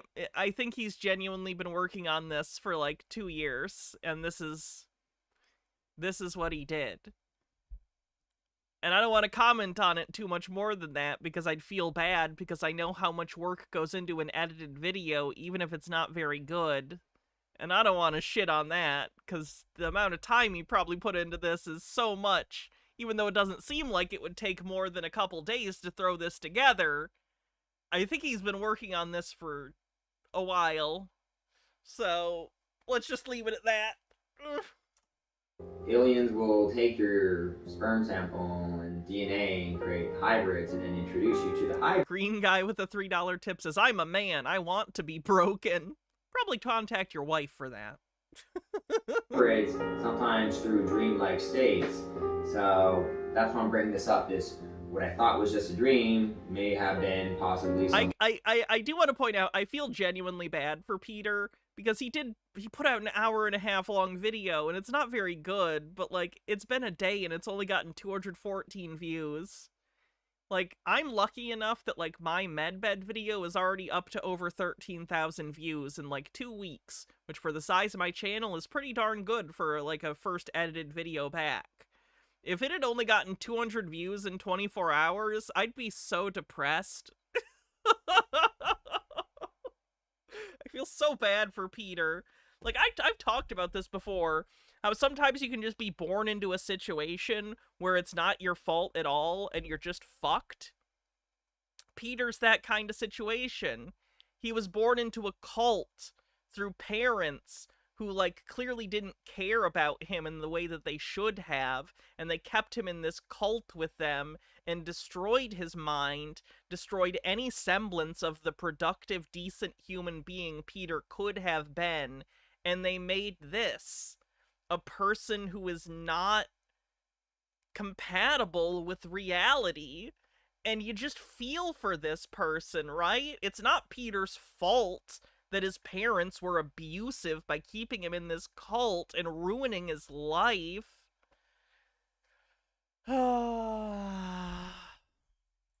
Something else. But I will definitely say I was in bed, and it felt like I was asleep when I saw that alien. I'll give you that. Could have been a dream. Definitely felt like it was something else. Could have been me sleepwalking or a dreamlike state. But I saw this weird alien girl. And then after that, we were taking, I'm not sure, it was a year or 3 months after that, we were taking a vacation, me and my family, and we were on an island, and my mom had a bad fall. She fell, slipped down the stairs, and cracked her hip, and cracked it really bad. And they helicoptered her out, because again, we were on an island, and they got her to the nearest hospital. But it was a, you know, a third world country. And so what happened was, it was a poor hospital, and it was the type of hospital where all the drugs are stolen, all because the drug dealers would just come over and steal the drugs from the hospitals, and there's no security. So that hospital had no pharmaceuticals whatsoever. My mom was in the highest pain level she's ever been in her entire life. She was agony because she was on no pain, and her hip was cracked. She's lying in the bed, and she was in the worst pain ever. My dad had connections with a bunch of Christians. I forgot where he said he grew up. When he was really young, Panama, because the cult was down there for a while. And then they moved back to the United States. A lot of Christians. He was the pastor.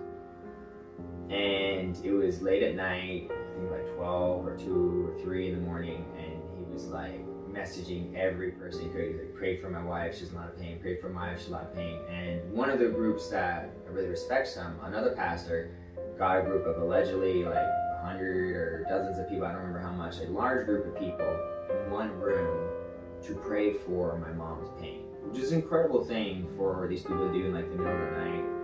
to pray to God to help take away just one person's pain, but they did it, and I appreciate that. As they were praying to take away her pain, to be clear, this story, I was not present when this happened. This was told to me by my dad, but this is what he said happened. He said, Peter, your dad is in a cult. He has every reason to lie.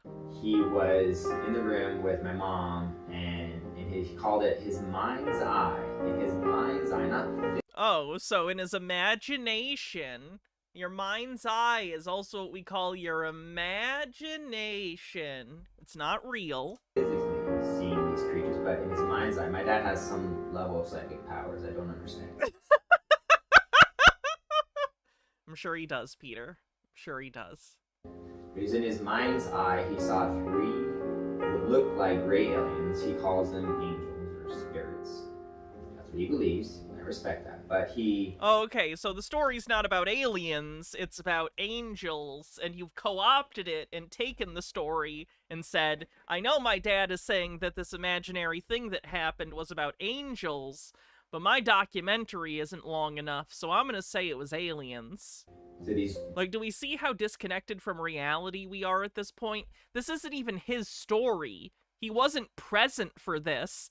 This is his dad saying he imagined angels, and Peter going, I know I wasn't there, but I've decided that the thing that was in your imagination is actually aliens, and that's proof aliens are real. Like, do we see how spurious this is in like, when you're... This is his evidence. Is that his dad imagined angels one time, and Peter says, nah, I think you imagined aliens instead. That's his best evidence! I don't know what to do with that.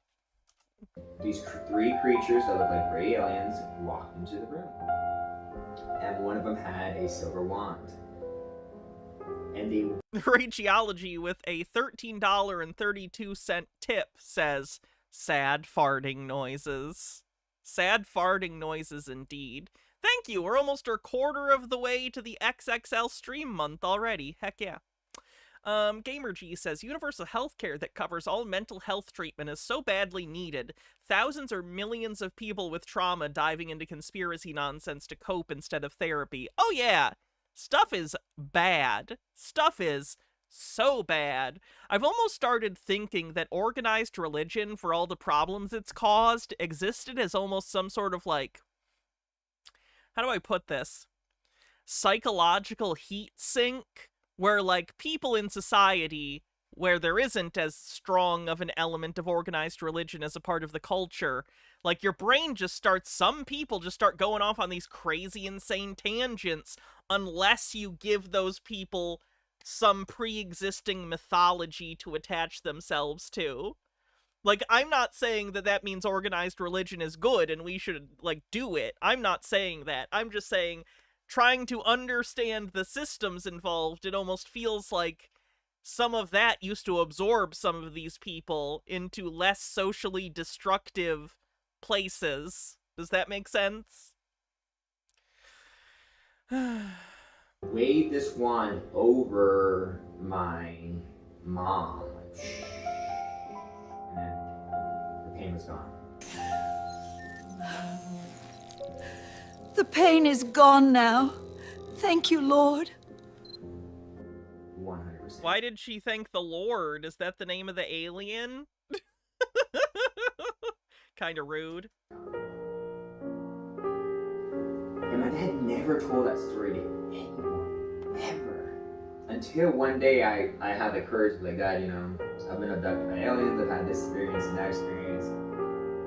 And he's like, no, these are spirits, these are demons, these aren't aliens, they're not physical, but he's like, that being said, I did have this story to share with you because it's relevant because they kind of look like gray aliens, right? So he shared that story to me about how they came. Why spurious symbology, Spokane Dogman? And they waved this wand over my mom and took her pain away, which for me was weird in the Christian. Amber says, we don't necessarily agree. On average, the EU is less religious than America, and they don't have this problem. It's the education and healthcare deficit. Let me put it this way. I think it's multi-pronged. I don't think the thing I was saying is the only variable at play. I think it is a variable. I think when you don't have the education and you don't have healthcare and stuff like that, you have less need for that heat sink. But when you are bereft of those things, like for most of human history, it acts as a heat sink. But you can replace that organized religion heat sink or whatever with education, with taking care of people's like material needs, stuff like that. Christian culture, they believe all aliens are demons. So for you, especially Greys are evil demons, right? That's what the Christians, a lot of Christians say. They can't accept the fact that they're aliens. But that contradicts. Alden Undying says, my brain does that, so I see what I could be. I run RPGs, write books, and edit Nightbreed. This is all this is all me, but for the grace of God. Yeah, I feel that. Fenekagami says, Peter's also a cautionary tale of how intention isn't really what matters, but your actions. Peter doesn't mean harm, and it may not be his fault he is the way he is. But he supports Trump, fascism, and frankly, I'm surprised he hasn't joined ICE yet. Peter is our enemy in class sense, and much as a victim. And as much a victim, the best we can do is build a world that hopefully won't produce more of him, take care of him, and prevent him from causing harm. Agreed. Because here you are, dozens, maybe 100 people or more praying to God. Oh, I said it was spurious? I said it was spurious, but it wasn't symbology. It was an argument that was spurious. To help someone's pain relief, and then these beings come and take the pain away. You know, was it a miracle? Was it God telling angels, or was God telling aliens or alien angels to come down and take my mom's pain away? No. Until this point, I had no negative experience with aliens, so nothing really negative to say. And I was passionate about learning about aliens, so we were good, right? Well.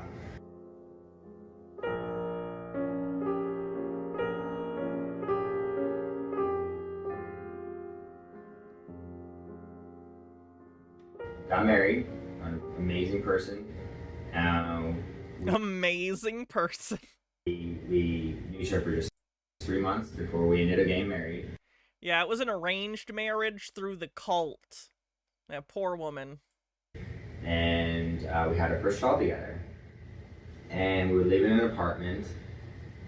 And at the time, I had not told her anything about that alien abduction experience because it was positive. Nothing fearful, anything to worry about. The dream I had with the hybrid was, as far as I'm concerned, just a dream. And the experience that my mom had with the gray aliens, I hadn't even heard that story yet. I didn't know that happened. I found out about that story 4.5 years ago. And so, anyway, I was in my room with my daughter, my wife, and we were in a very cheap apartment, as we weren't very rich at the time. That's when we were at our poorest. It was a little hard for me because funny how he doesn't describe her in glowing terms like the random girl he met. Yeah, he talks more highly of the random lady he thinks was an alien than his wife. As someone who believes in law of attraction, it's not a story I like to tell. That being said, I believe in God, and God will protect me. So I'm going to go ahead and tell the story anyway. I was in my room.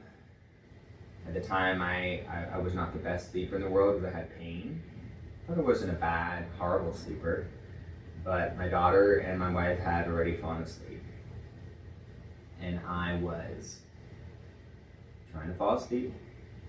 I was lying down on my back, eyes closed. And we always locked our doors. And even our balcony, we would lock it every night. It's just a safety protocol. We have a child, right? Daughter, so we locked it. And so it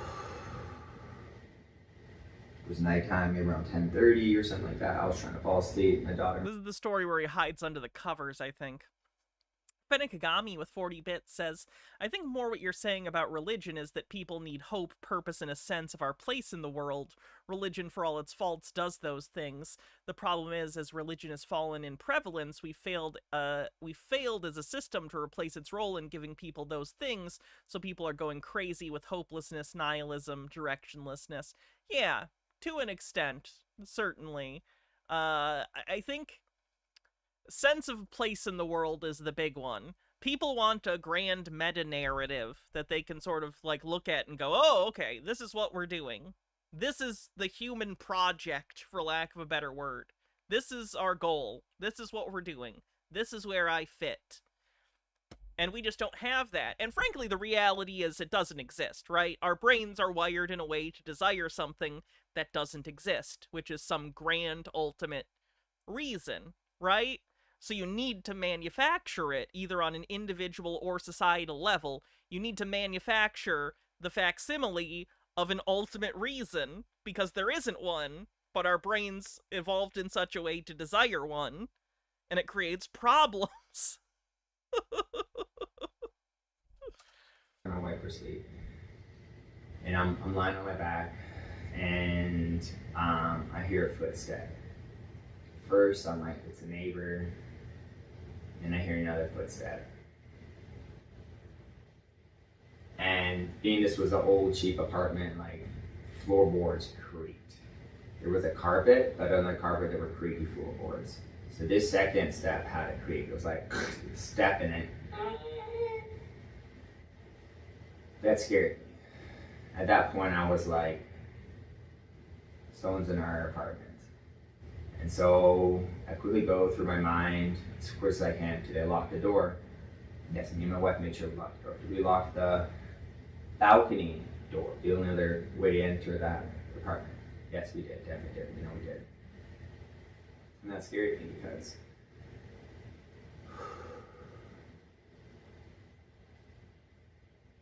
I knew at that point it couldn't have been a robber or even a human. That what was in the house was non-human. I started to realize that pretty quick. As I realized the only being that can get in there in a locked room, locked area. I mean, technically maybe a human could if they had keys or they climbed the balcony or something, but the thing is, due to my previous abduction experience, I kind of knew what was coming. So, Peter, it's like he's trying to put on ominous music, like this story is scary music, but it's just coming off as I'm crazy music. Like if I was doing a video about Peter, and it was this part in the story where, like, you can tell he's really distraught by this fictional event. This is the music you would use to be like, he's crazy, do you get it? But he put the music there. I heard another footstep, and then it was moving once a lot closer to the door. And at that point, I knew they were coming for our room. And then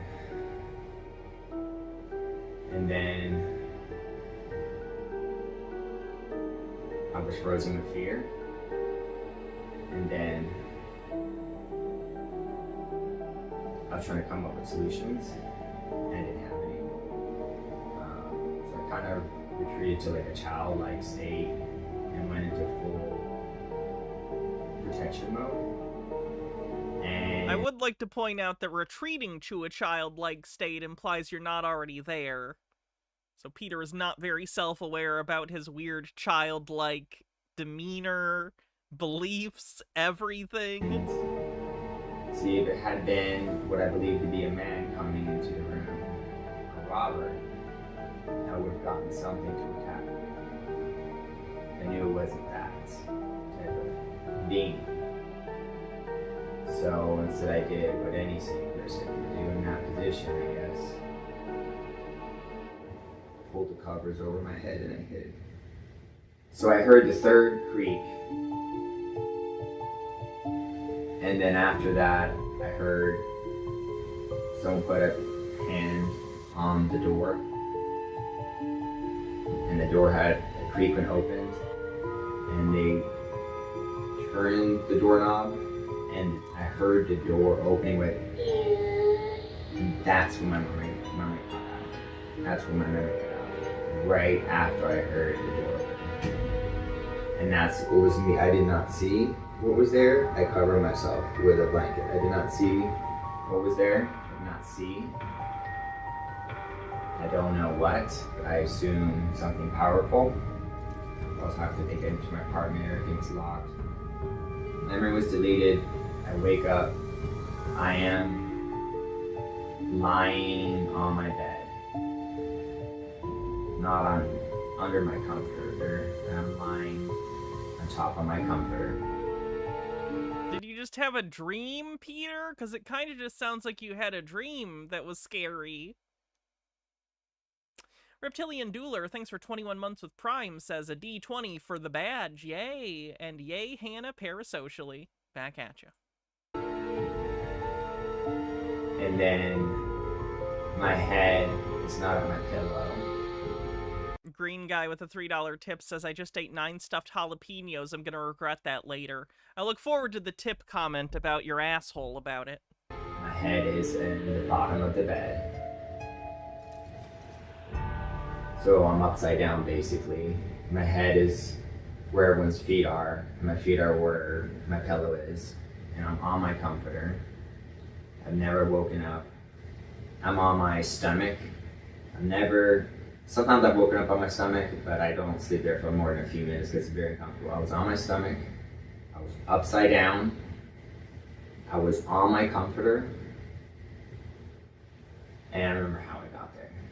I don't. I've never woken up like anywhere in that type of position. Like on my comforter, upside down. Very weird. So that was my next memory. It was the creaking of that door opening and then that moment there where I woke up and I was like, what happened last night? At this point, it was a negative, very fearful experience. So I didn't want to believe it. It wasn't even a story! Why is he telling these stories in these order? This one is barely a story. You just had a bad dream, Peter. All done dying with 40 bits and a link. Something was pouring from his mouth. He examined his sleeve. Blood? Blood. Crimson, copper-smelling blood. His blood. Blood. Blood. Blood. And bits of sick. I know writers who use subtext and they're all cowards. Hard pill to swallow because it was very scary. The energy from that thing that was coming to my room did not feel positive. It was not like the first time. It felt dark and nefarious, honestly. It felt really nefarious. Something dark. I didn't like that. And I didn't consent to that. And so I woke up and my neighbor Thomas, who lived below me, he had to tell someone about it. I didn't want to tell my wife because I was going to scare her. So I told Thomas about it. I was like, this is what happened to me last night. Yeah, when you think there's an intruder in your house, just don't tell the other adult that lives there. That's a good call. That speaks to a very healthy marriage. Something came in and into the house, and then my memory got deleted, and then I woke up in a weird position in my bed, and I felt a negative energy enter the room. I heard the door open, I heard the footsteps. Thomas says, it's very interesting. I said, ooh, time for another ominous music cue that doesn't fit. Ooh, a hype train. If you want to help it out, use bits or subs. it's because I recorded something floating over our apartment last night. And I said, Thomas, don't say those jokes. It's not funny. I said, I'm not joking. I said, man, it's not a funny joke, dude. It's not a funny joke.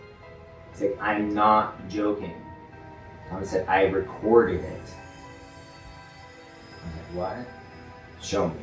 I thought Thomas was mocking me, as people usually do. I can't imagine why people would mock him. Lance with 100 bits says, "Choo choo, this train is full of inflatable frog costumes headed to an ice facility near you." NSE333, thanks for 113 bits. Bittergrin, thanks for 100 bits. And Stone Corbell, thanks for gifting a sub. Crazy and sometimes they mock you, make fun of you. And so I thought that's what he was doing, being like, I recorded the UFO where your abducted you. I thought he was joking. But I was like, but he was serious too. He's like, oh, I recorded it. It's like, show me then, prove it to me. At this point, I was still 100% thinking he was gonna be like, I don't got it, just joking. He pulled out his phone and he showed this video that was recorded at night, and there was a ball of light floating over our, or it looks like an apartment, similar to the ball of light I saw the first time in the forest. It's a ball of light, much brighter than any light in the sky, just it's there. And I said, when did you record this? Like around 10-ish at night. I said, that's around the time that thing happened. You can kind of persuade yourself to think that negative experience was a dream. I think the funniest answer to all of this is that aliens are real, but they're just obsessively interested in conspiracy theorists like I am. So it's not nefarious, they just want to talk to Peter and figure out what the fuck his deal is, and they keep blanking his memory every time they borrow him to do an interview. But then when you see the UFO, you're like, no, it wasn't. That video, the UFO film apart, would be the perfect video to show. Like, but by the time I realized it, and I never had planned to make a documentary about these UFO experiences or alien You still haven't, so that's good. experiences, but I did think at some point it would be a good idea to have that video. Of course I'm not an alien, I'm a reptilian. We were here first. And so I asked Thomas, like, he can have that video. But the thing is, I asked him a year later, over a year later. I said, do you still have that UFO video of my apartment? He said, I deleted it. I was like, That doesn't even make sense. I have videos on my phone from years ago. Who deletes shit from their phone? first of all, if you catch a It just sits in the back of your camera roll for 7 years until you happen to see it again and go, oh yeah, I remember that. UFO video, that's like the one video you never, ever want to delete. I'm not sure if you accidentally did it or what. Pretty bummed out about that. Then again, when I saw that video on his phone, why didn't I ask for a copy? Why didn't I record the first UFO experience that I had, even though I had a camera specifically bought with hopes of catching that?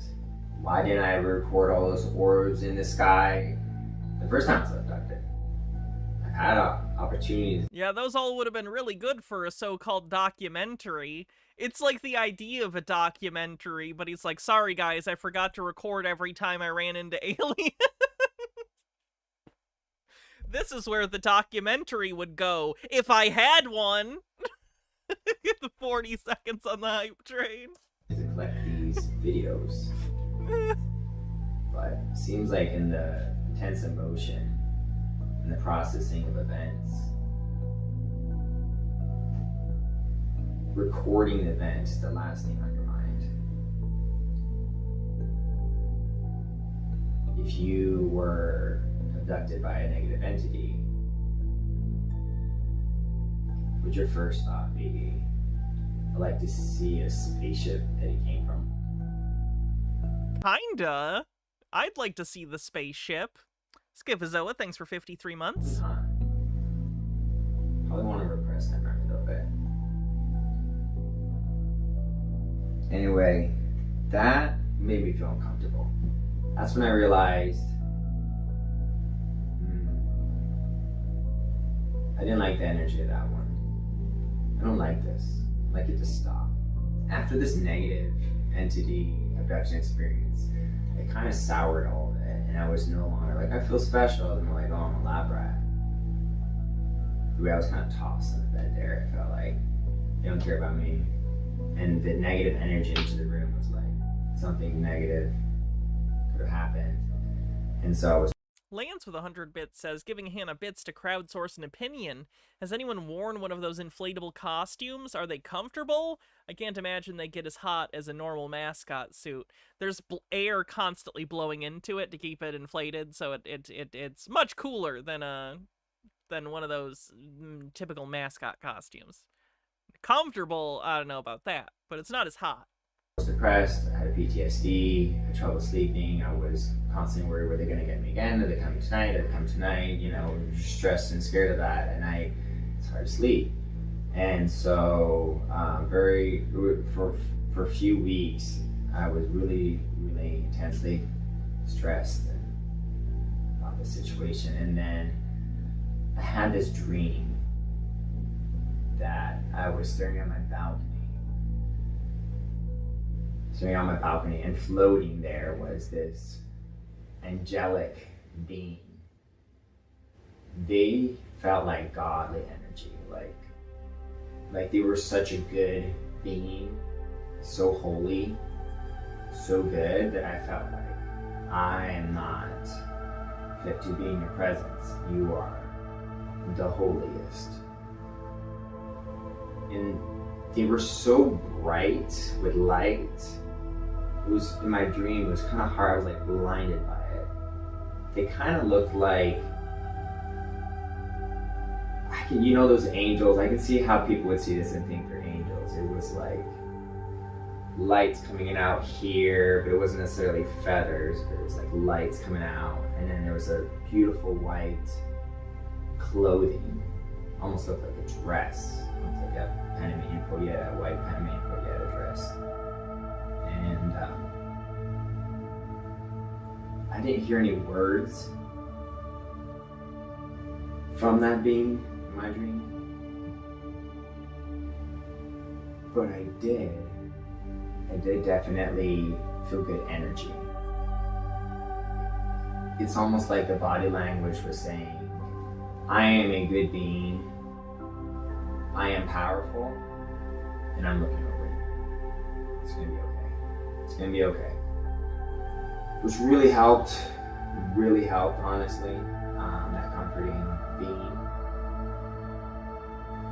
Very white being, white clothes, white energy, white light.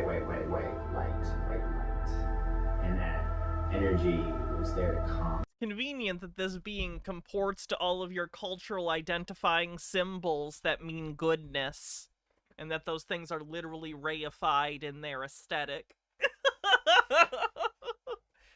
I'm sure that's just a coincidence. Minute left on the hype train. Yeah, it's okay. It's okay. I appreciated that. I do appreciate that. It helped a lot. It helped a lot. I needed that. I needed that because with the previous experience, I was stressed. So that really made me feel better.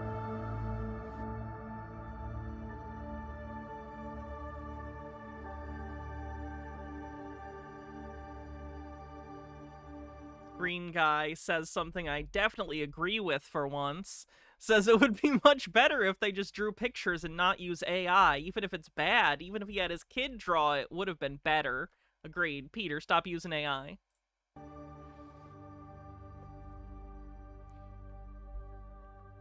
You think Peter's seen my medbed video? I hope he liked it. I hope he liked it better than I'm liking his video. The last time that... Thanks for the hype train, everyone. The last time that I had an alien-based experience, that last one was probably the most traumatic. Basically what happened, it was about 7 years ago, almost 7 years ago on the dot, and my second daughter was born. And what got me so hooked on Peter as a subject, I think it's just his whole affect. It's sort of the, how do I explain this? He's greater than the sum of his parts. Like, I could point to any individual aspect of Peter is his gullibility, his childlike affect, his sort of like gullibility, his insistent addiction to marijuana without recognizing any of the health setbacks that could cause. Being in a cult. Like, I could point to all of these things, but the answer is really just vibes. It's vibes. Peter's an interesting guy because he makes my brain go burr. Peter's fascinating. He behaves in ways very different than most other conspiracy theorists given the same belief systems. And I don't know if that speaks more to him as a person, or those beliefs and how they interact with different people, but I don't know. It's just interesting. He's a really interesting guy. As soon as she came out, I noticed something strange about her. Something strange. She had two perfect dark spots. One right almost exactly on her spine here in the back, and one on her... He's told this story before, and we've looked into this. He actually included photos, which was helpful at the time, but gross. This is a birth defect that lots of children are born with, where they had little holes that weren't completely sealed up. I don't remember specifically what it was called, but this is like a known medical issue, but Peter assumes that aliens did it. It didn't. It's just a thing that happened with his kid. Left leg near her groin, and she had these dark spots. Perfect circle dark spots. And over the course of about 2 minutes, one of the dark spots near her groin, a little layer of skin slid off.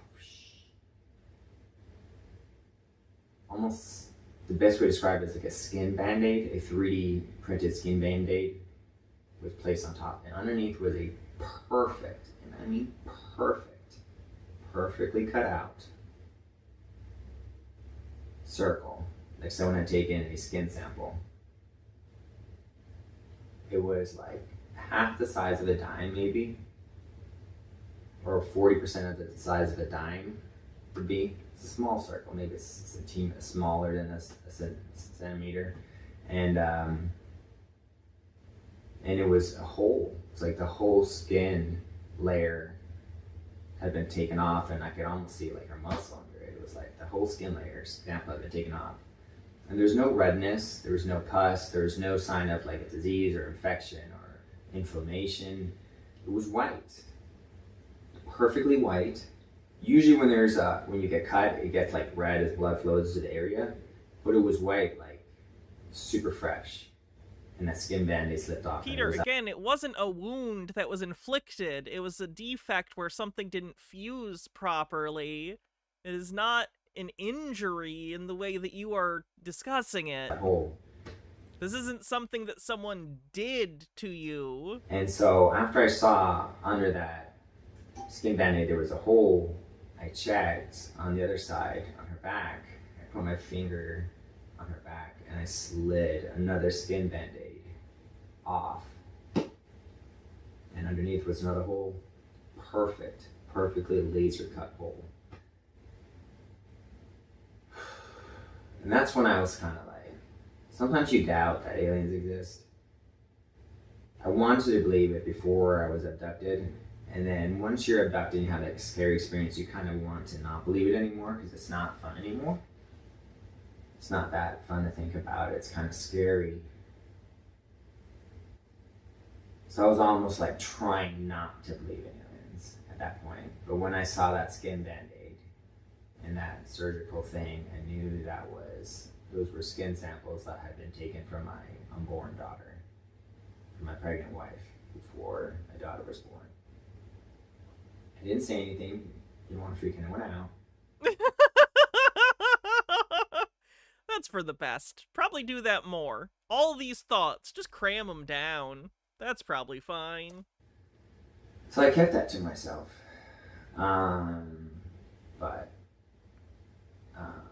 Again, did I take pictures of these skin band-aids? No.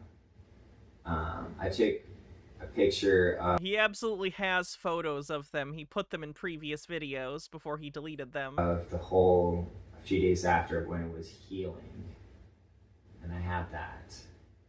And if I can find it, I'm going to show it on this here. I should have taken a picture of those skin band-aids and those holes. The way they were perfectly cut out with the skin band-aid printed on top.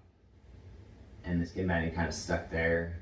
See, if you didn't have that, if you had taken a skin sample out and not put a skin band-aid, the poop and D&D, the fluid would have infected that hole. So it was kind of like, yeah, the phrase skin band-aid is not a pleasant one. Affecting and exposing Do I wish I had downloaded Peter's old content? Desperately. Desperately. my newborn daughter to an infection. Thank you for the skin band-aids. But, I didn't say you could take 2 skin samples from my daughter. I didn't consent to that. And that's when I was like, no, you gotta leave me alone. And I really started praying to God, like, let me be left alone. And since then I haven't. As far as I'm aware, it was about 7 years ago was the last time that happened. But after that I was like, no, leave me and my family alone. Because like, you mess with me, I can process that. But you mess with my daughter, no. So that was a tough one. I only told my wife, I think yesterday or a day or two ago, that I even believed that those were skin samples. Whoa, his poor wife. That were taken from our daughter. Because it was a mystery. I remember sending a picture to an expert skin doctor who deals with holes. And an expert skin doctor whose specialty is holes. A real thing, for sure. he's like, I've never seen anything like that, ever. I do want to point out, in previous times he has told this story, it's not like an actual doctor he was talking to, it's another weirdo conspiracy theorist like Peter, who's like into alt health stuff and claims he's like a skin guy. He's just some guy. He's not a doctor. Ever. Never in my practice. And he showed it to a bunch of people that had never seen anything like that. He was like fascinated. He wanted to do a bunch of tests and this and that and charged me thousands and thousands of dollars. I was like, no. You verified, and also I did tremendous research on it. There's no such thing as a perfectly laser cut out hole with no inflammation with a skin band-aid on top. That doesn't exist. Okay, the term skin band-aid also doesn't exist, so I don't think that searching that's gonna help you. The only technology that can do that is alien technology to do that. Why would you know that? And a pregnant woman to extract 2 skin samples with perfectly laser etched and put a skin band-aid on there without any amniotic fluid, feces getting into it and infecting it, while...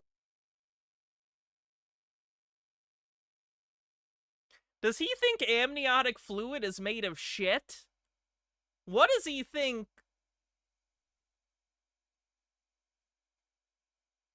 What? Hold on. Without any amniotic fluid, feces getting into it and infecting it.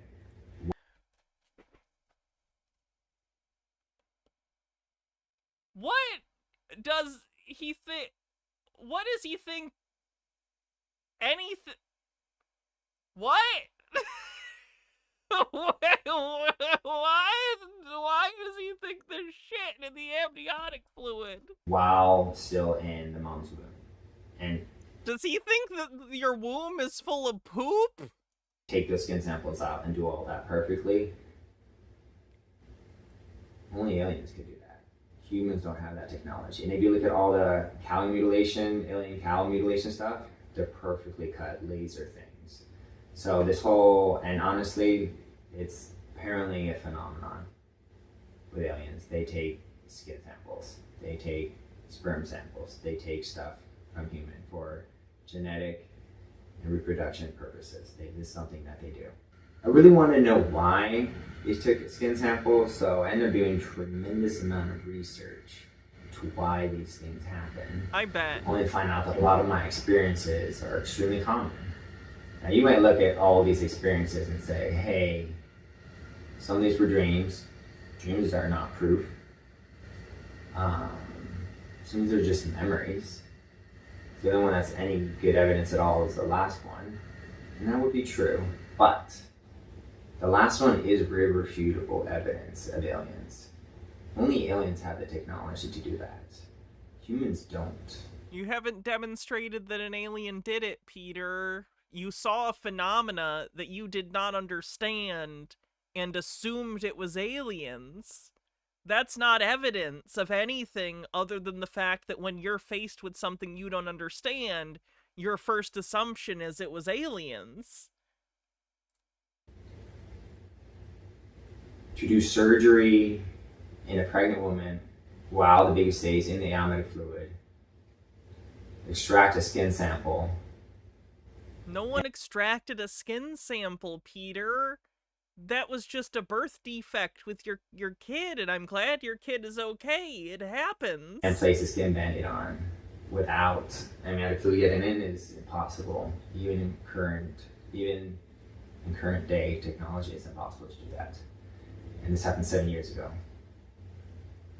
Now, I did hear about the Greada Treaty that Eisenhower allegedly signed with some great aliens that basically allowed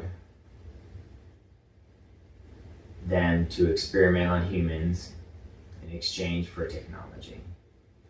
So I want an answer from President Trump and this administration on the Greada Treaty. If it's real, and I'm 95% sure it is real, if the government did sign an agreement to get technology from aliens in exchange for letting Americans be treated like cattle and experimentation with aliens, including my daughter, I don't consent to that, and that needs to be stopped. This treaty needs to end. This agreement needs to end. The Peter saga's gonna I can't even say this is a joke. Fudge. Fudge! I want to say this is a joke so bad, but I'm afraid to say it. Woo! It's gonna turn out that this saga's gonna end with Peter being the one to 86-47, and it's gonna be because he's like, you didn't solve my alien problem. And I'm gonna be in the documentary, and it's gonna be so good.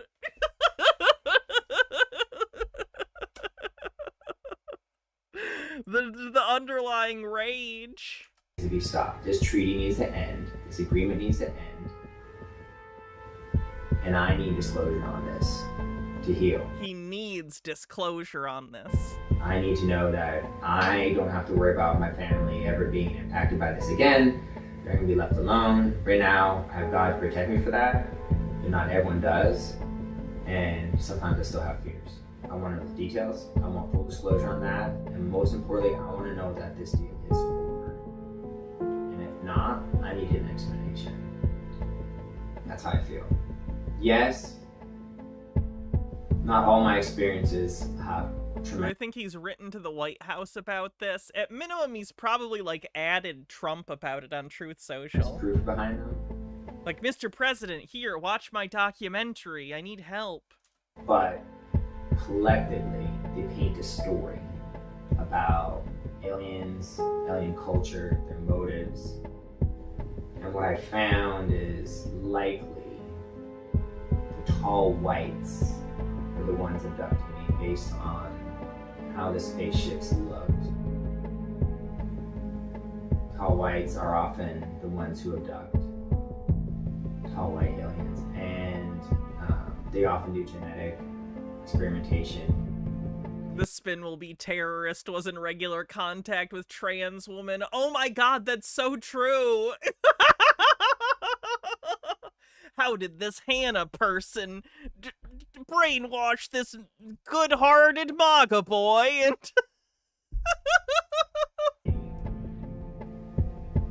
Take sperm samples to create hybrids. Let's take skin samples.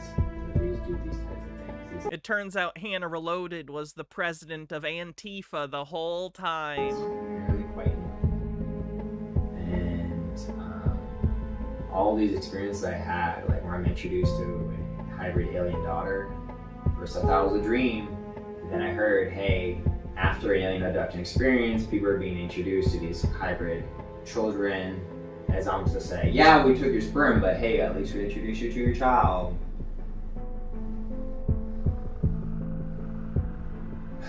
I guess that makes it okay. But these are all common things. Apparently I found out as I done research that like a lot of experience I had, the missing time deletion, the UFO sightings, the multi-generational interest in families, all this is like extremely common. The fact that there was an experience with my mom, my daughter, and me, this is a multi-generational alien abduction story. And it's very, it's been kind of hard to let it all out. I think that I want to just tell this story once, have it on video, have it documented, and then if anyone asks, I'm like, just watch this. Everything J. Rodimus with 40 bits says, the leader of Antifa is slowly becoming the new hacker known as 4chan. It's so funny, isn't it? I said is the truth. I've been no exaggerations. I am willing to do any type of polygraph test on any information I provided in this. Peter, I believe you believe it. At no point do I think Peter is making up this stuff intentionally. I believe Peter believes every word of this. In terms of my experience and what I believe Polygraphs are bullshit anyway, but that's a different thing. happened to me, and I'm willing to testify before Congress if needed. And Peter will testify before Congress, please. I'd love it. I'm happy for any body language experts to. I think if Peter testified before Congress, I'd need a safe word. Like, that would be a lot for me. I don't know how I'd handle that. My body language, because what I'm saying is the truth.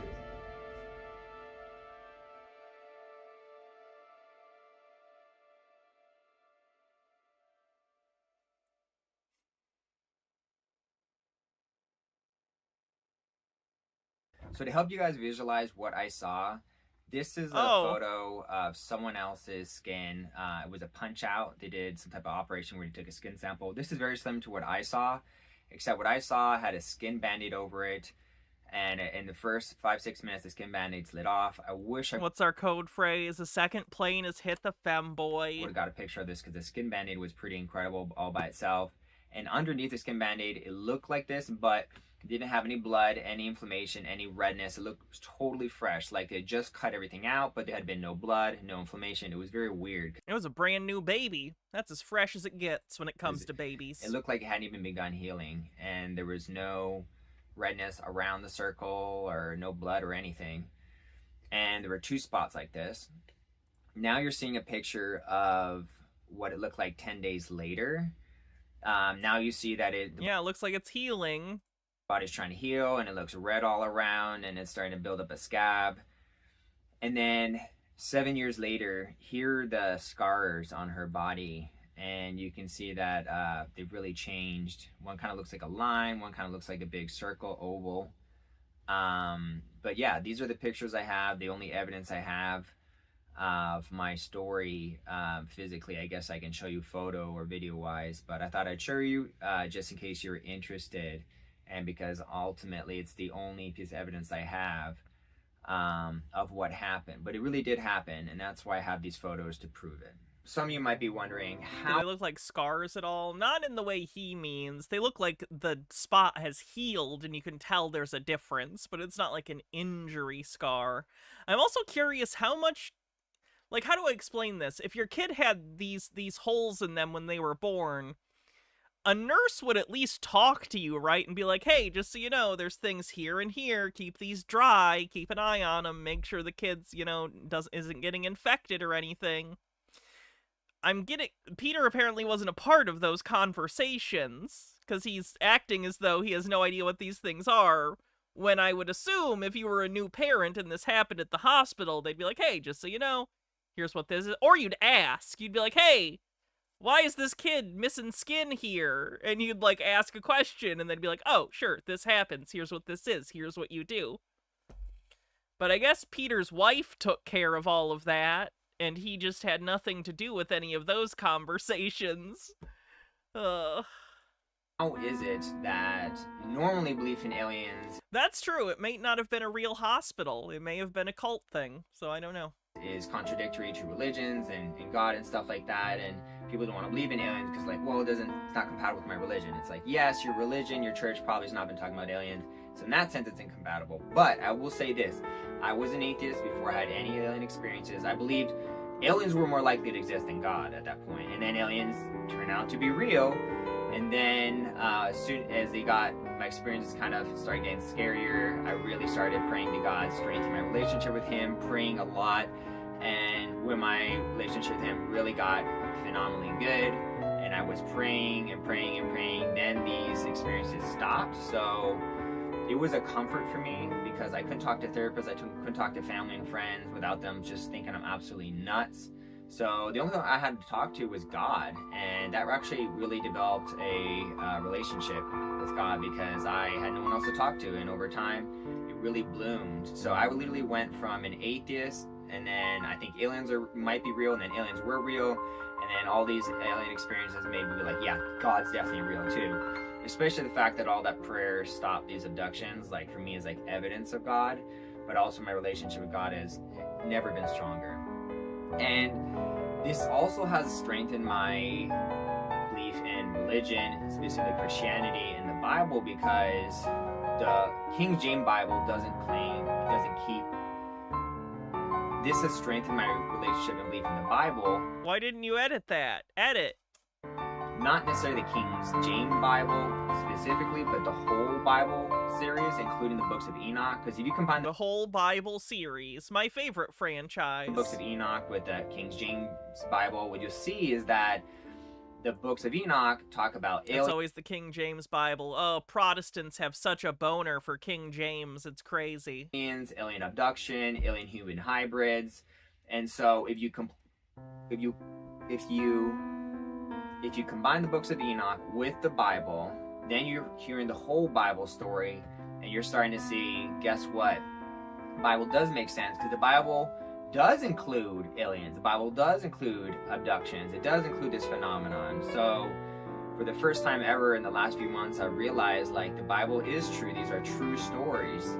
And it's the books of Enoch, those Bible books, that made me believe in the rest of the Bible stories, because I thought it was all fiction. And then I'm like, oh, I only thought it was fiction because it didn't address aliens. With the books of Enoch, they are the missing puzzle pieces that combines the science.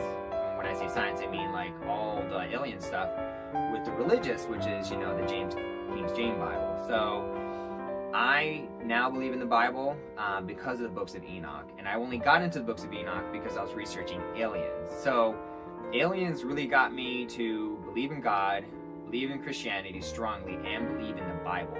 So this whole thing where I'm so scared that aliens are gonna be real, and that's gonna contradict all my religious beliefs and prove God's not real, and so I'm just not gonna believe in aliens. Skivazoa says, I thought it was all fiction till it told me what I wanted to hear. That's a pretty tight encapsulation of Peter's worldviews. You're oversimplifying it or overcomplicating it. It's just not like that. If you really look into it, you really do your research, you realize that aliens and religion, God, the Bible, they are 100% compatible, and they do work together and make perfect sense together. So I'm excited to talk about that more on this channel, because believing in aliens can further strengthen your belief in God and Christianity and the Bible. So I'm very excited about that.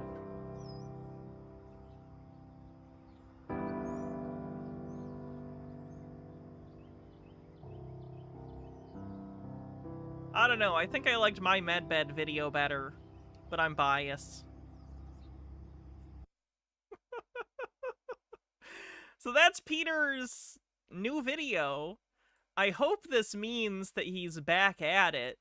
He changed the title and everything. The channel's now called Peter's Uncensored Files, which implies covering all sorts of conspiracy theories. So hopefully Peter's back, but who knows.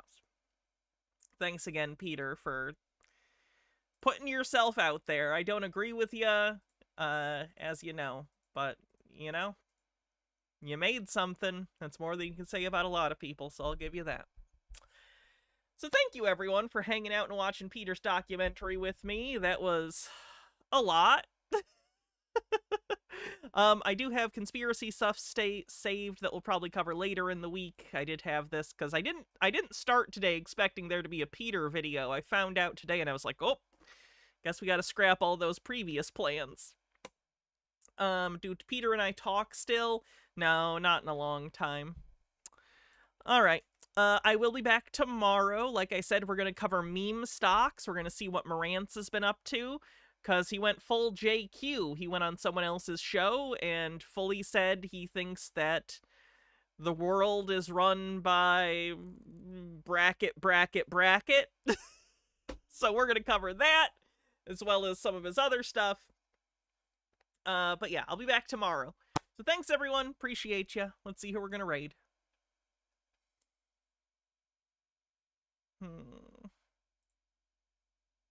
Last, one of the unfortunates who got zapped. Dillis Filler says, keep your head high and punch a Nazi in Minecraft. Minecraft do be bussin', though. Alright. Have a good night, everyone. See you soon. And, stay cool, I guess, or whatever people say. I'm vamping, can you tell? It took longer to hit the raid button than I expected, so I'm vamping. Like Dracula. Alright, have a good night, everyone.